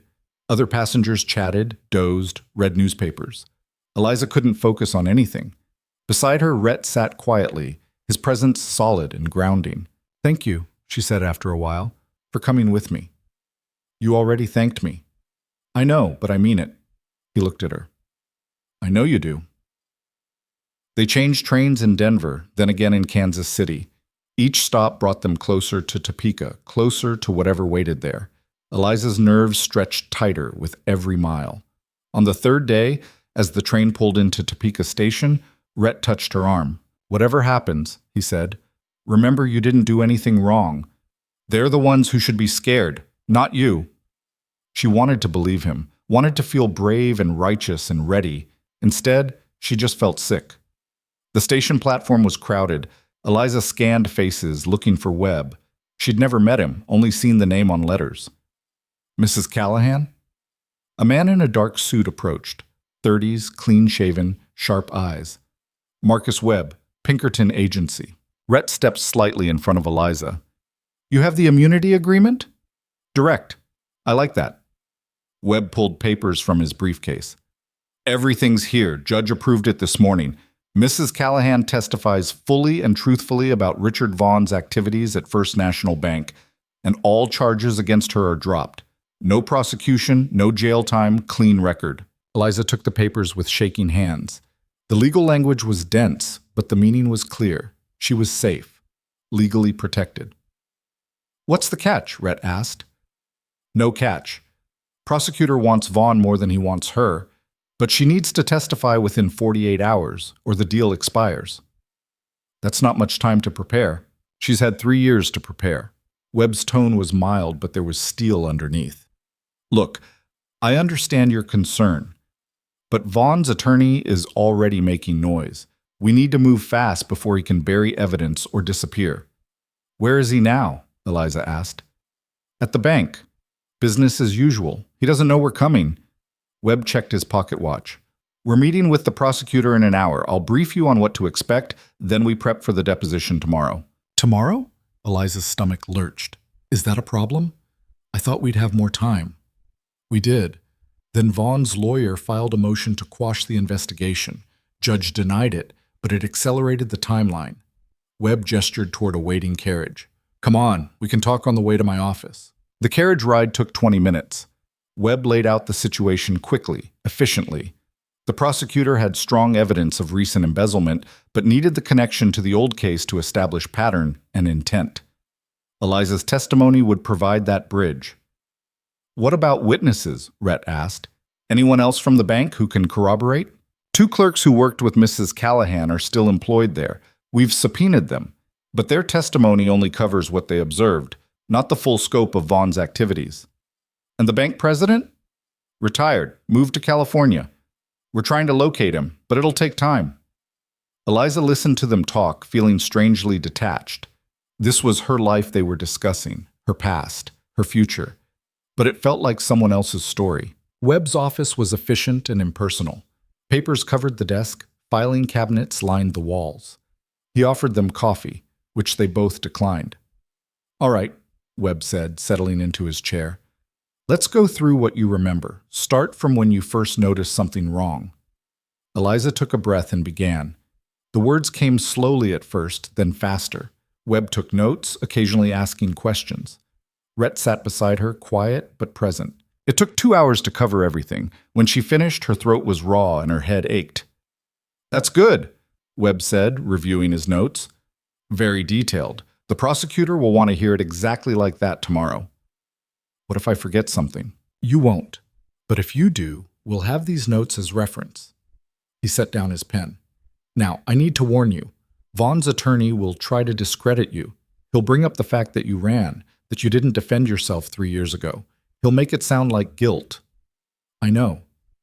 "You need to stay calm. Answer only what's asked. Don't elaborate. Don't get defensive. Just tell the truth." "I can do that." "Good." Webb stood. "I've arranged rooms for you at the Eldridge Hotel. Get some rest. We'll meet at the courthouse at 9 tomorrow morning." Outside, dusk was falling. The streets of Topeka felt alien and familiar at the same time. Eliza had walked these sidewalks 3 years ago, a different person with a different life. "You all right?" Rhett asked as they walked to the hotel. "I was just thinking, last time I was here I was running. Now I'm running toward something instead of away. That's progress. Or insanity. Maybe both." The hotel was nicer than anywhere Eliza had stayed in years. Clean sheets, hot water, a real bed. Rhett got a separate room down the hall. "I'll be right here if you need anything," he said at her door. "Thank you." She went inside, closed the door, and sat on the bed. Tomorrow she'd face Richard Vaughn. Tomorrow she'd tell the truth and hope it was enough. Tonight she just needed to survive her own thoughts. A knock came an hour later. She opened the door to find Rhett holding 2 plates of food. "Figured you wouldn't go down to the dining room," he said. "Brought dinner." They ate in her room, mostly in silence. The food was good, but Eliza could barely taste it. "You don't have to do this," Rhett said eventually. "We can leave right now, go back to Montana. Forget all of this." "And then what? Spend the rest of my life waiting?" "Maybe, but you'd be free." "I wouldn't be free. I'd be hiding." She set down her fork. "I need to do this, Rhett. For me. Not for Webb, or the prosecutor, or anyone else. For me." He nodded slowly. "Then I'll be there. Right beside you. You can't come into the deposition. I'll be outside the door. Close enough." That night, Eliza dreamed of the bank, of Richard Vaughn's office, the leather chairs, the moment she'd realized what he was doing. But this time, when she tried to speak, to tell someone, her voice worked. And people listened. She woke early, dressed in her best clothes, and met Rhett in the lobby. Webb was waiting with the lawyer he'd promised, a woman named Catherine Marsh, 40-ish, with intelligent eyes and a no-nonsense manner. "Mrs. Callahan," she said, shaking Eliza's hand, "I've reviewed your case. The immunity agreement is solid. As long as you testify truthfully, you're protected." "What about after, when Vaughn goes to trial?" "You'll likely be called as a witness then too, but the immunity covers all testimony related to this case." Marsh glanced at her notes. "I understand you're nervous. That's normal. Just remember, you're not on trial here. Vaughn is." The courthouse was imposing, all stone and columns. Inside, the halls echoed with footsteps and hushed conversations. Webb led them to a small conference room where the prosecutor waited. "Mrs. Callahan, I'm Daniel Pierce." The prosecutor was younger than she expected, maybe 35, with tired eyes and ink stains on his cuffs. Thank you for coming forward. I didn't have much choice, perhaps, but you're here now, and that takes courage. He opened a folder. Let's talk about what happens next. You'll give your deposition under oath. Vaughn's attorney will be present. He'll object. He'll question you. But remember, you're under immunity. Nothing you say can be used against you. What if I say something wrong? If I misremember dates or amounts? Then we correct it. This isn't about perfection. It's about establishing pattern and intent. Pierce leaned forward. Richard Vaughn has stolen from this bank for years. He's destroyed careers, ruined lives. Your testimony helps us stop him. That's what matters. Eliza nodded, throat tight. One more thing, Pierce said. Vaughn will be in the room. He has the right to face his accuser. The room tilted. He'll be there? Yes, can you handle that? Could she? Eliza thought about the ranch, about the life she'd built, about Rhett standing beside her through all of this. Yes, she said, I can handle it. Pierce smiled slightly. Good. We start in 10 minutes. Those 10 minutes felt like seconds. Then a bailiff was leading her down a hall into a large room with a long table. The court reporter sat ready. Pierce took his seat, and across the table sat Richard Vaughn. He looked exactly the same. A little older, maybe, but the same calculating eyes, the same expensive suit, the same easy smile. He looked at Eliza like she was a bug under glass. Well, he said, Eliza Hart, I wondered when you'd resurface. It's Callahan now, she heard herself say. Eliza Callahan. His smile widened. Congratulations. Marriage agrees with you. Mr. Vaughn, Pierce said sharply, you'll have your chance to speak. For now, be quiet. The deposition began. Pierce asked her to state her name, her connection to First National Bank, the dates of her employment. Basic questions, easy questions. Then the hard ones started. Tell me about your relationship with Richard Vaughn. Eliza looked at Pierce, not Vaughn. He was my supervisor. When I started at the bank, he offered to mentor me. And did he? For a while. Then the mentoring became something else. Explain. So she did. The whole story, from the beginning. The dinners at his house, the locked doors, the propositions she refused. Vaughn's attorney objected twice, but Pierce overruled him. And when you reported this behavior? Pierce prompted. He was ready. Had documentation showing I was the one stealing. But you weren't. No. How can you be certain Mr. Vaughn was responsible? Because I saw the ledgers, saw the falsified entries, my clerk code on transactions I never authorized. Did you keep copies? I tried, but they disappeared from my desk. Vaughn's attorney leaned forward. Convenient.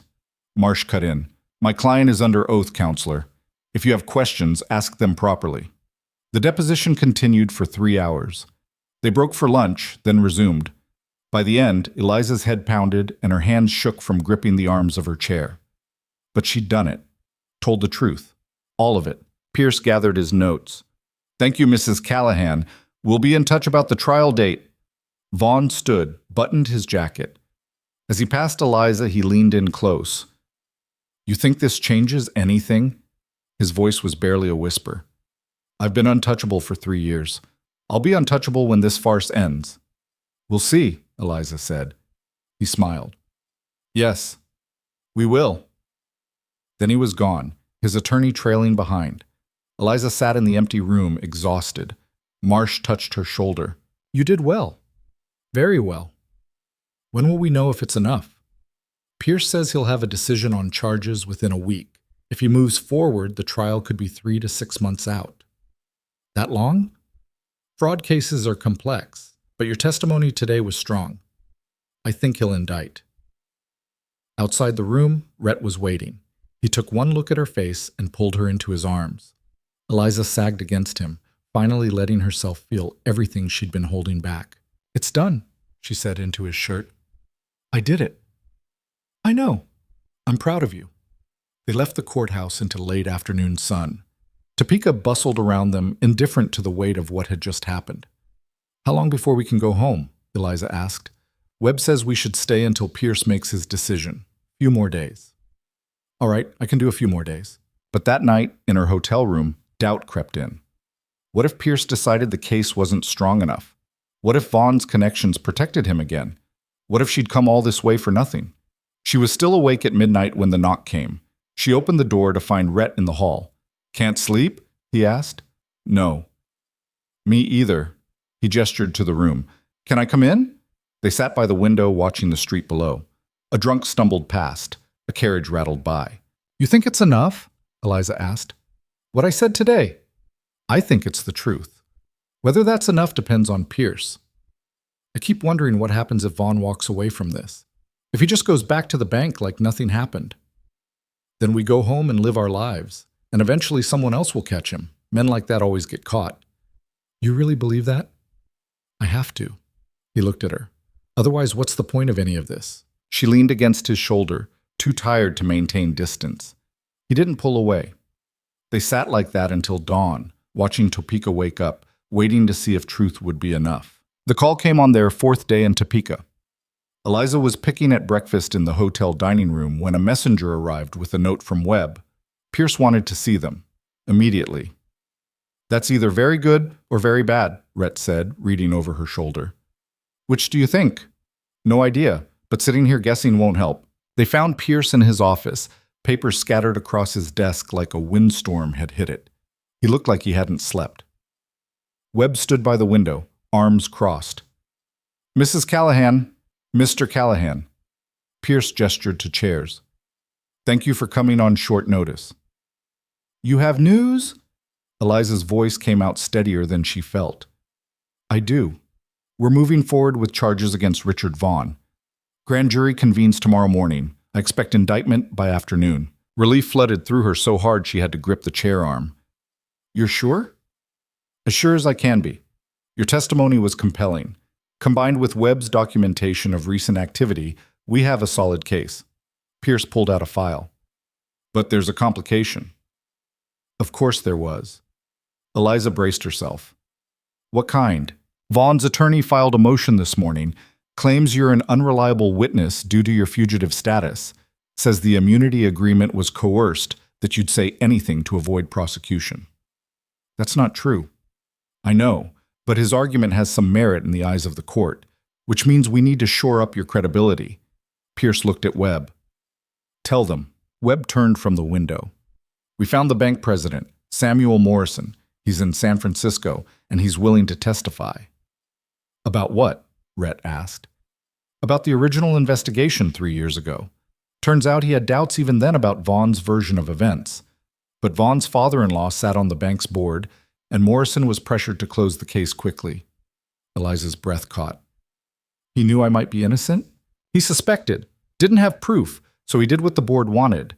But it's eaten at him ever since." Webb pulled out a telegram. "He's willing to testify that the investigation was rushed and incomplete, that there were irregularities he was told to ignore." "Will that be enough?" Eliza asked Pierce. "Combined with everything else?" "Yes. It establishes reasonable doubt about the original case and supports your version of events." Pierce leaned back. "Morrison arrives tomorrow. We'll prep him, get his deposition, present it to the grand jury along with yours." "And then?" "Then we wait for indictment. If it comes through, trial's probably 4 months out. You'll need to come back to testify. 4 months.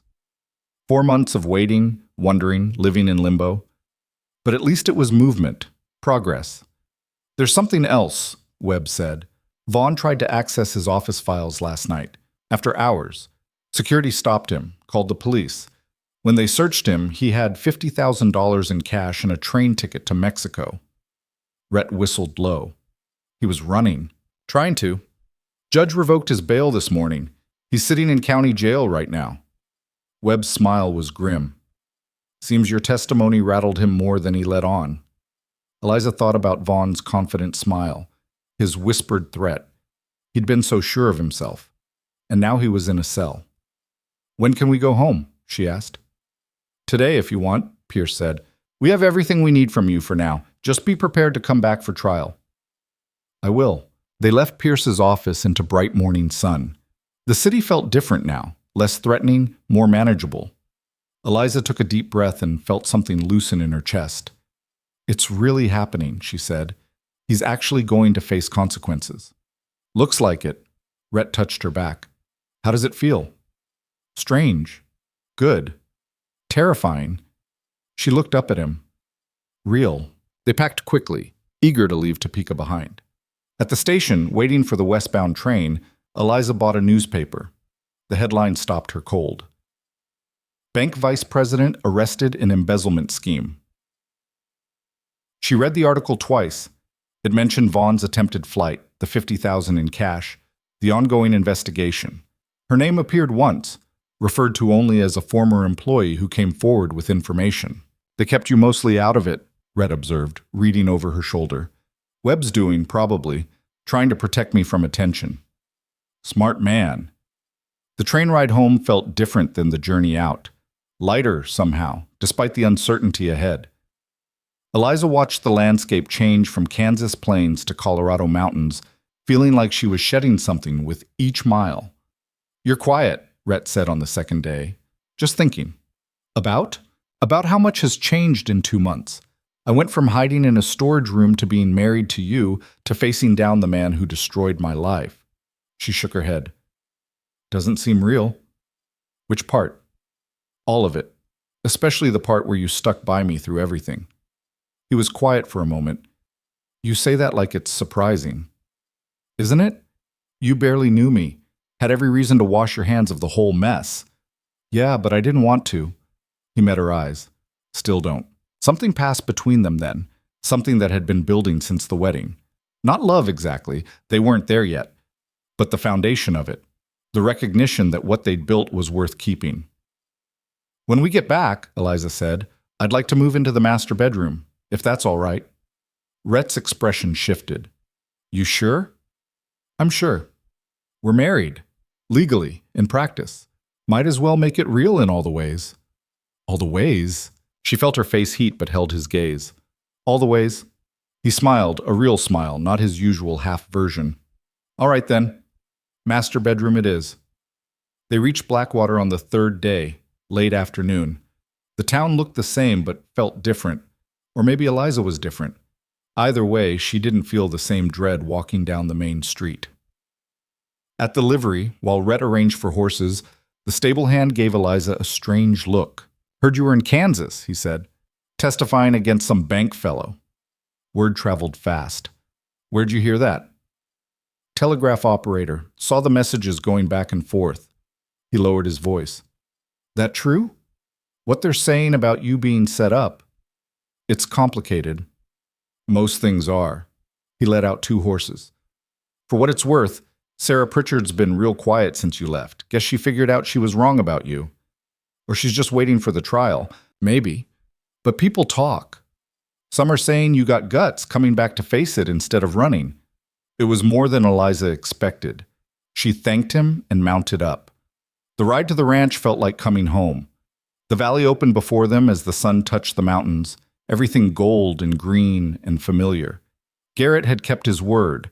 The cattle grazed peacefully, the barn was tidy, nothing broken or neglected. Feels good to be back, Rhett said, dismounting. Yeah, it does. They spent the evening settling in, checking everything, falling back into the rhythm of the place. After dinner, Eliza packed up her things from the guest room. It didn't take long, she'd never fully unpacked there anyway. The master bedroom was larger, with windows facing the valley and a bed big enough for 2. Eliza set her few belongings on the dresser, suddenly nervous. Having second thoughts? Rhett stood in the doorway. No, just wondering how this works. How what works? This. Us. We got married for partnership, but we're becoming something else. I don't know what to call it. He came closer. Does it need a name? I don't know. Maybe not. She looked up at him. I care about you, Rhett. More than I planned to. More than might be smart. Why wouldn't it be smart? Because caring makes you vulnerable. And I've spent 3 years trying not to be vulnerable. And how'd that work out? She almost laughed. Not great, actually. Then maybe try something different. He touched her face, gentle despite his size. I care about you too, Eliza. Have for a while now. Wasn't planning on it either, but here we are. Here we are? She echoed. He kissed her then, slow and careful. She leaned into him, and felt the last of her walls come down. That night, they shared the bed for the first time. Not just legally married, but actually together in all the ways that mattered. And when Eliza woke in the morning with Rhett's arm around her, the valley visible through the window, she felt something she hadn't felt in years. Safe. The weeks that followed were the best Eliza had known. They worked the ranch together, now more in sync than ever. Rhett taught her the things he'd been holding back, the business side, the contracts, the long-term planning, treating her like the true partner he'd promised. "Why didn't you show me this before?" she asked one evening, reviewing the ledgers. "Wanted to make sure you'd stay first. And now you're sure?" "Now I'm sure." They made love regularly, learning each other, finding a rhythm that surprised them both with its ease. The separate rooms became storage. The house became theirs, not his. 6 weeks after returning from Kansas, a letter came from Pierce. The grand jury had indicted Vaughn on 18 counts of embezzlement, fraud, and falsifying records. Trial was set for September. 3 months, Eliza said, reading the letter. That's not much time. Enough to get the harvest in. We'll go back after. We? You think I'm letting you face trial alone? After everything? She kissed him. Thank you. Stop thanking me. We're partners, remember? Summer came warm and bright. The cattle thrived, the garden produced more than they could eat, and Eliza fell into the work with satisfaction she'd never found anywhere else. She also started baking again, not for money, but because she missed it. Rhett loved her bread, said it was better than anything in town. You should sell it, he suggested. People would buy. You want me to go back to Morrow's? No, I mean here. We could set up a stall at the Saturday market. You bake, I'll manage the ranch. Extra income never hurts. She considered it. I'll think about it. But the idea took root. She started experimenting with recipes, perfecting techniques. By July, she had 6 varieties of bread and 4 kinds of pie. Rhett built her a proper outdoor oven, and she began baking in larger quantities. The Saturday market in Blackwater was smaller than she remembered. Maybe a dozen stalls, mostly produce and crafts.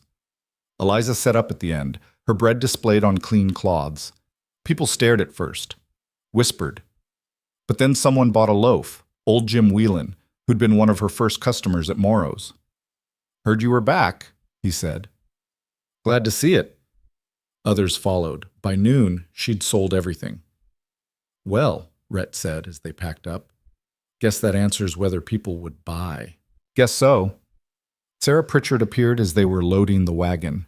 Eliza tensed, but Sarah's expression was complicated, embarrassed maybe, or something close to it. Mrs. Callahan, she said formally, I heard about Kansas, about the trial. Did you? Yes, and Sarah stopped, swallowed. I may have been wrong about you, about some things. It wasn't quite an apology, but it was close. Eliza decided to take it. We all make mistakes, some worse than others. Sarah glanced at Rhett, then back to Eliza. If you need anything, for the trial, character witnesses or such, I'd be willing. Eliza stared. Why would you do that? Because I was cruel and wrong, and I'd like to make it right if I can. I'll think about it, Eliza said. Sarah nodded and left. Rhett helped Eliza into the wagon. Never saw that coming, he said. Neither did I. You going to take her up on it? Maybe. Pierce said character witnesses could help. She looked back at the market, at the people who'd bought her bread. I think I'm finally becoming part of this place, actually belonging instead of just hiding. Took long enough? She elbowed him. Some things take time. August passed in a blur of work and preparation. Pierce sent lists of questions to review, details to remember. Morrison's deposition had been powerful. His testimony about the rushed investigation, the pressure from Vaughn's connections, his own doubts. Combined with Webb's documentation and Eliza's testimony, the case looked strong. But Vaughn had hired expensive lawyers. They were fighting hard, filing motions, demanding delays. The trial date moved twice before finally settling on late September. Cutting it close to winter, Rhett observed, we'll need to be back by mid-October to prepare for snow. We will be. You sound sure. I am. One way or another, this ends in September. The week before they left for Kansas, Garrett came by to discuss ranch coverage, but he brought someone with him, his nephew Thomas, 18 and looking for work. Thought you might need more help, Garrett said. Thomas here is good with cattle, hard worker, could stay on permanent if things work out. Rhett interviewed the boy, liked what he saw. Trial could run 2 weeks, maybe 3. You're all right covering that long? Yes, sir. Uncle Garrett showed me everything. They hired him on the spot. Eliza felt relief. She'd been worried about leaving the ranch again, but with 2 men watching it, she could focus on the trial. The night before they left, Eliza couldn't sleep. She stood at the bedroom window, watching moonlight on the valley. Rhett came up behind her, wrapped his arms around her waist. Nervous? Terrified. It'll be all right. You don't know that. No, but I believe it. He rested his chin on her head. Whatever happens, we have this place. We have each other. The rest is just details. She turned in his arms. I love you, you know. Haven't said it yet, but I do. His expression softened. I love you too. Have for a while. Since when? Since you showed up at my ranch with nothing but guts and hope. Maybe before that, when I watched you work at Morrow's and thought, there's someone who doesn't quit. I almost quit a dozen times, but you didn't. That's what matters. They made love slowly, taking their time, memorizing each other. In the morning, they rode for Blackwater and the train that would take them to Kansas and whatever waited there. The courtroom was packed. Eliza sat beside Catherine Marsh at the plaintiff's table, Pierce on Marsh's other side. Across the aisle, Richard Vaughn sat in an expensive suit, flanked by 3 lawyers. He looked thinner than before, older. Jail had worn him down, but his eyes were still cold when they met Eliza's. The trial lasted 9 days. Pierce methodically built his case. Webb's documentation first, showing the pattern of embezzlement over the past 3 years. Then the 2 bank clerks, who testified about suspicious transactions they'd witnessed. Then Morrison, who explained the flaws in the original investigation. Vaughn's lawyers attacked everything. They called the clerks unreliable, Morrison biased, Webb's methods questionable. They painted Vaughn as a dedicated employee being railroaded by jealous subordinates and an incompetent investigation. On day 6, Eliza took the stand. Pierce walked her through her story carefully. Her employment at the bank, her relationship with Vaughn, what she'd discovered, how she'd reported it, the falsified records, the setup, the decision to run. Why did you come back? Pierce asked. Because running didn't work. I was just delaying the inevitable, and because Mr. Vaughn needed to face consequences for what he did.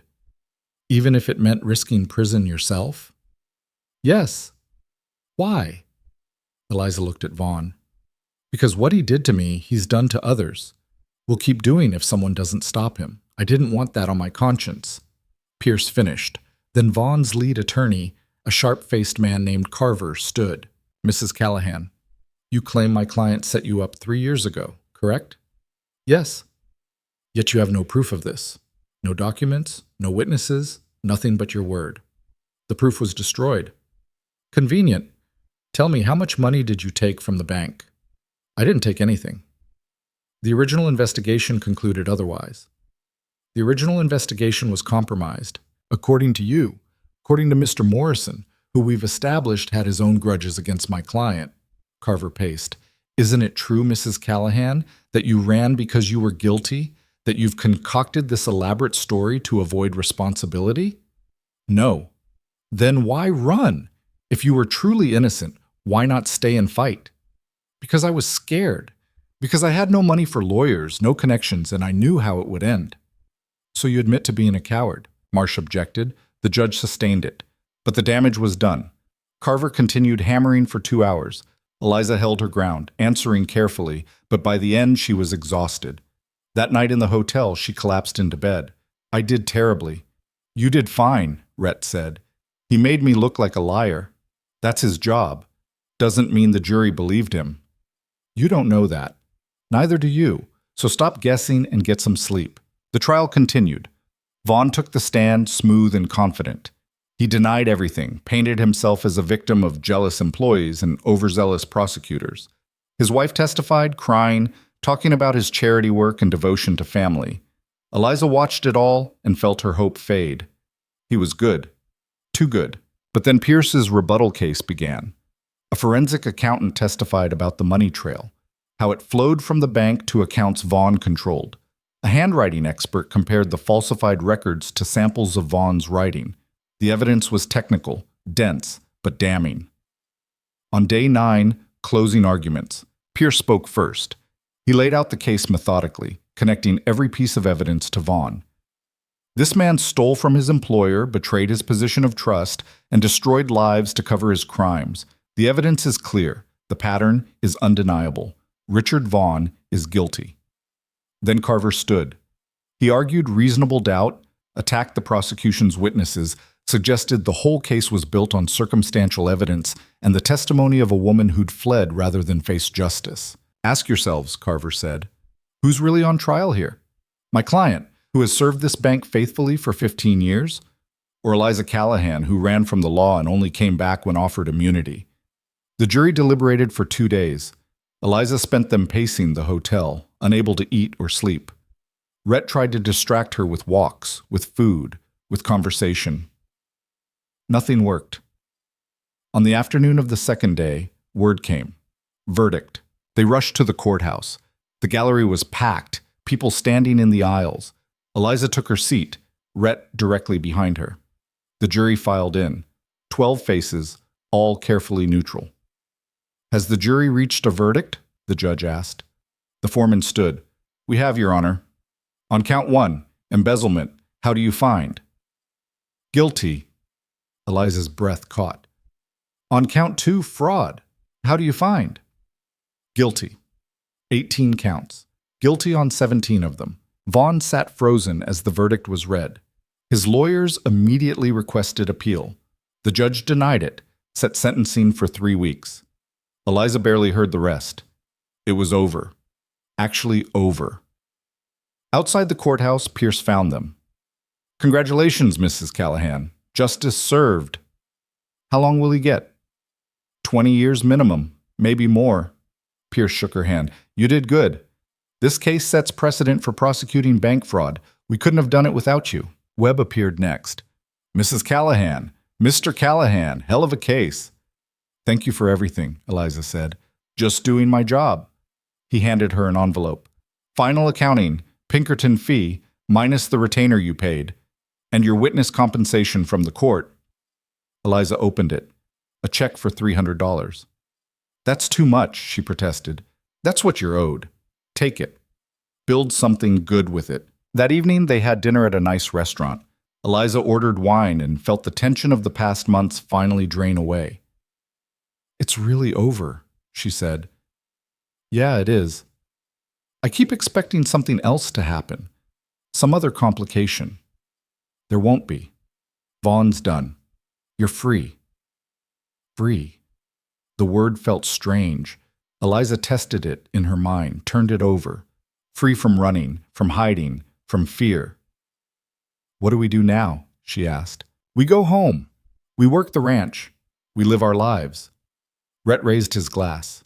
To freedom. She clinked her glass against his. To freedom. They left Kansas the next morning, the final chapter closed. The train ride west felt different this time, not weighted with dread or anticipation, just peaceful. They were heading home. At Blackwater Station, Garrett and Thomas waited with the wagon. How'd it go? Garrett asked. Guilty, Rhett said. All counts. Well, that's justice then. They rode to the ranch in comfortable silence. When the valley appeared, Eliza felt her chest expand. This was hers. Actually hers. No one could take it away. The ranch looked perfect. Garrett and Thomas had maintained everything beautifully. After paying Thomas his wages and thanking them both, Eliza and Rhett stood in the yard watching the sunset. Feels different, doesn't it? Rhett said. Being back. Everything feels different, like I can finally breathe. Think you'll miss the excitement? The drama? No, I'll take boring any day. He laughed. Boring's underrated. That night, in bed, Eliza thought about the long path that had led her here. The bank in Kansas, the years of running, the notice that had changed everything. She'd risked everything on a stranger's promise, and somehow it had worked. What are you thinking about? Rhett asked. About how lucky I am. Lucky? To have found you, to have this place, to have a second chance. I'm the lucky one, he said. You answered my notice. Could have been anyone, but it was you. Best decision I ever made. Second best. What's first? Coming back to face Vaughn, that took real courage. She rolled to face him. I had help. Couldn't have done it alone. Maybe, but you're the one who stood up there and told the truth. That was all you. They fell asleep tangled together, safe and whole. The harvest came in strong that year. Between the cattle sales and Eliza's baking business, which had grown steadily, they had their best financial year yet. Rhett started talking about expansion, maybe buying adjacent land. We could run 400 head, he said one evening, reviewing the books. With Thomas full-time and maybe another hand, it's manageable. You trust Thomas that much? I do. Kid's solid. Reminds me of myself at that age. They hired a second hand in November, built an addition to the barn, improved the irrigation. The ranch was thriving. Christmas came cold and bright. Eliza baked pies for the church social, her first time attending since the wedding. People were warm, welcoming. Sarah Pritchard actually apologized properly this time. I was cruel, she said, and wrong. I'm sorry. Apology accepted, Eliza said. We all make mistakes. Some bigger than others, but thank you. Sarah hesitated. I'm glad you stayed. Glad things worked out. So am I.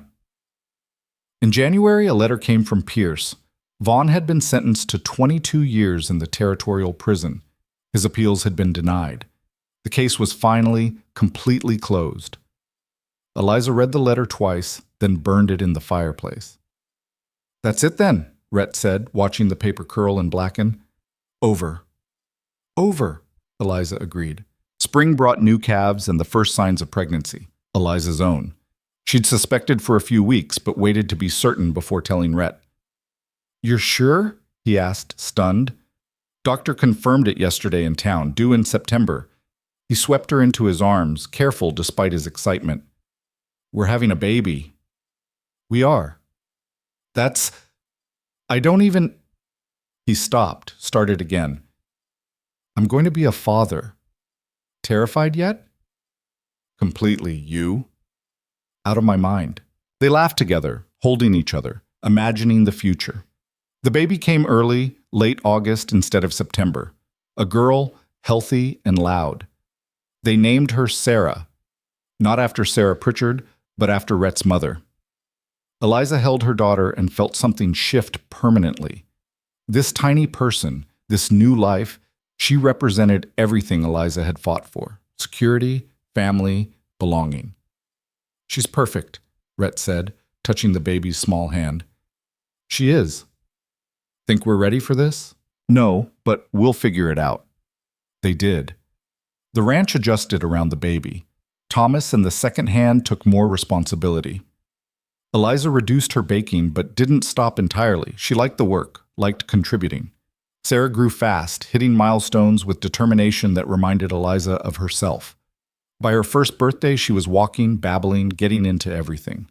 She's going to be trouble, Rhett said, watching Sarah pull herself up on the furniture. Good. Trouble means she's brave. Like her mother, Eliza smiled, hopefully smarter. 2 years after the trial, a final letter came from Kansas. The bank had recovered most of the stolen money from Vaughn's hidden accounts. As the primary witness in the case, Eliza was entitled to a reward, $5,000. She stared at the check, unable to process the amount. That's life-changing money, Rhett said. What should we do with it? Your choice. You earned it. She thought about it for a week, then made her decision. I want to put it toward the ranch. Buy that adjacent land you've been eyeing. Build Sarah a proper schoolroom so she doesn't have to go to town. Maybe hire another hand. You sure? You could do anything with that money. I'm doing what I want. Investing in our future. They bought the land, 800 acres of prime grazing. The ranch grew to nearly 4,000 acres, one of the largest in the territory. They built the schoolroom, hired a teacher for Sarah and the other ranch children. The operation became almost entirely self-sufficient. 3 years after Sarah came Thomas, named after the hand who'd proven himself indispensable. Then 2 years later, Margaret. The house expanded, filled with noise and life. Eliza's baking business evolved into a full bakery in town. She hired help, expanded the offerings. It became profitable enough to support itself, with proceeds going to a fund for the children's education. Rhett built the ranch into something legendary. People came from 3 territories to buy his cattle. His methods became the standard others tried to copy. Together they created something that lasted. On their 10th anniversary, they stood on the porch watching their children play in the yard. Sarah was teaching Thomas to rope, Margaret toddling after them. "You ever think about Kansas?" Rhett asked. "Sometimes, but not like before." "What's different?" "It doesn't hurt anymore. It's just something that happened. Part of the story, but not the whole story." He pulled her close. "What's the whole story?" "Still being written, I think." "What chapter are we in now?" She smiled. "The good one." Years passed. The children grew. The ranch prospered. The territory became a state. Eliza and Rhett grew old together, their partnership deepening into something neither had thought possible when he'd posted that blunt notice asking for a wife. People in Blackwater told stories about them. About the woman who'd answered a stranger's notice. About the man who'd chosen to trust her despite everything.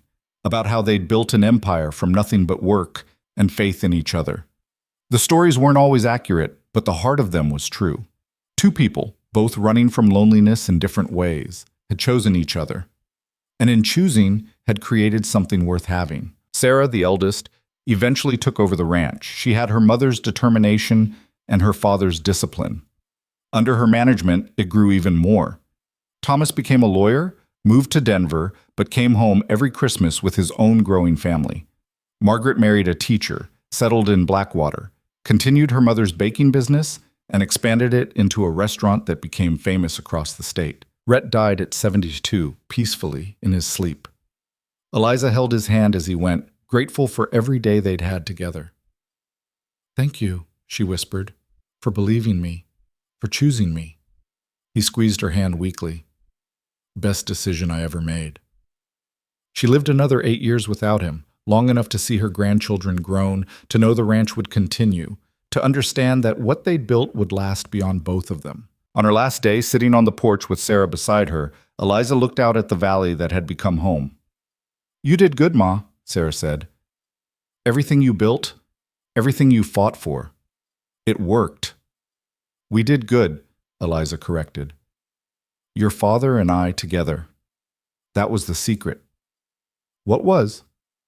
"Finding someone who sees you for who you really are. Not who you're running from or who you're trying to be. Just you. And choosing them anyway." She died that night, in the bed she'd shared with Rhett for nearly 50 years. Her last thought was of the notice, the risk, the choice that had changed everything. The ranch continued. The valley remained. And somewhere in the records of Montana history, a small footnote about a woman who'd stood up to corruption and won. But the real story, the one about 2 lonely people finding each other and building something that mattered, that story lived on in the land itself, in the cattle that grazed the valleys, in the children and grandchildren who carried forward the legacy of courage and partnership. Because that's what matters in the end, not the running or the hiding or even the victory, but what you choose to build when you finally stop running and start living. That was Eliza and Rhett's story, and it was in every way that counted a good one.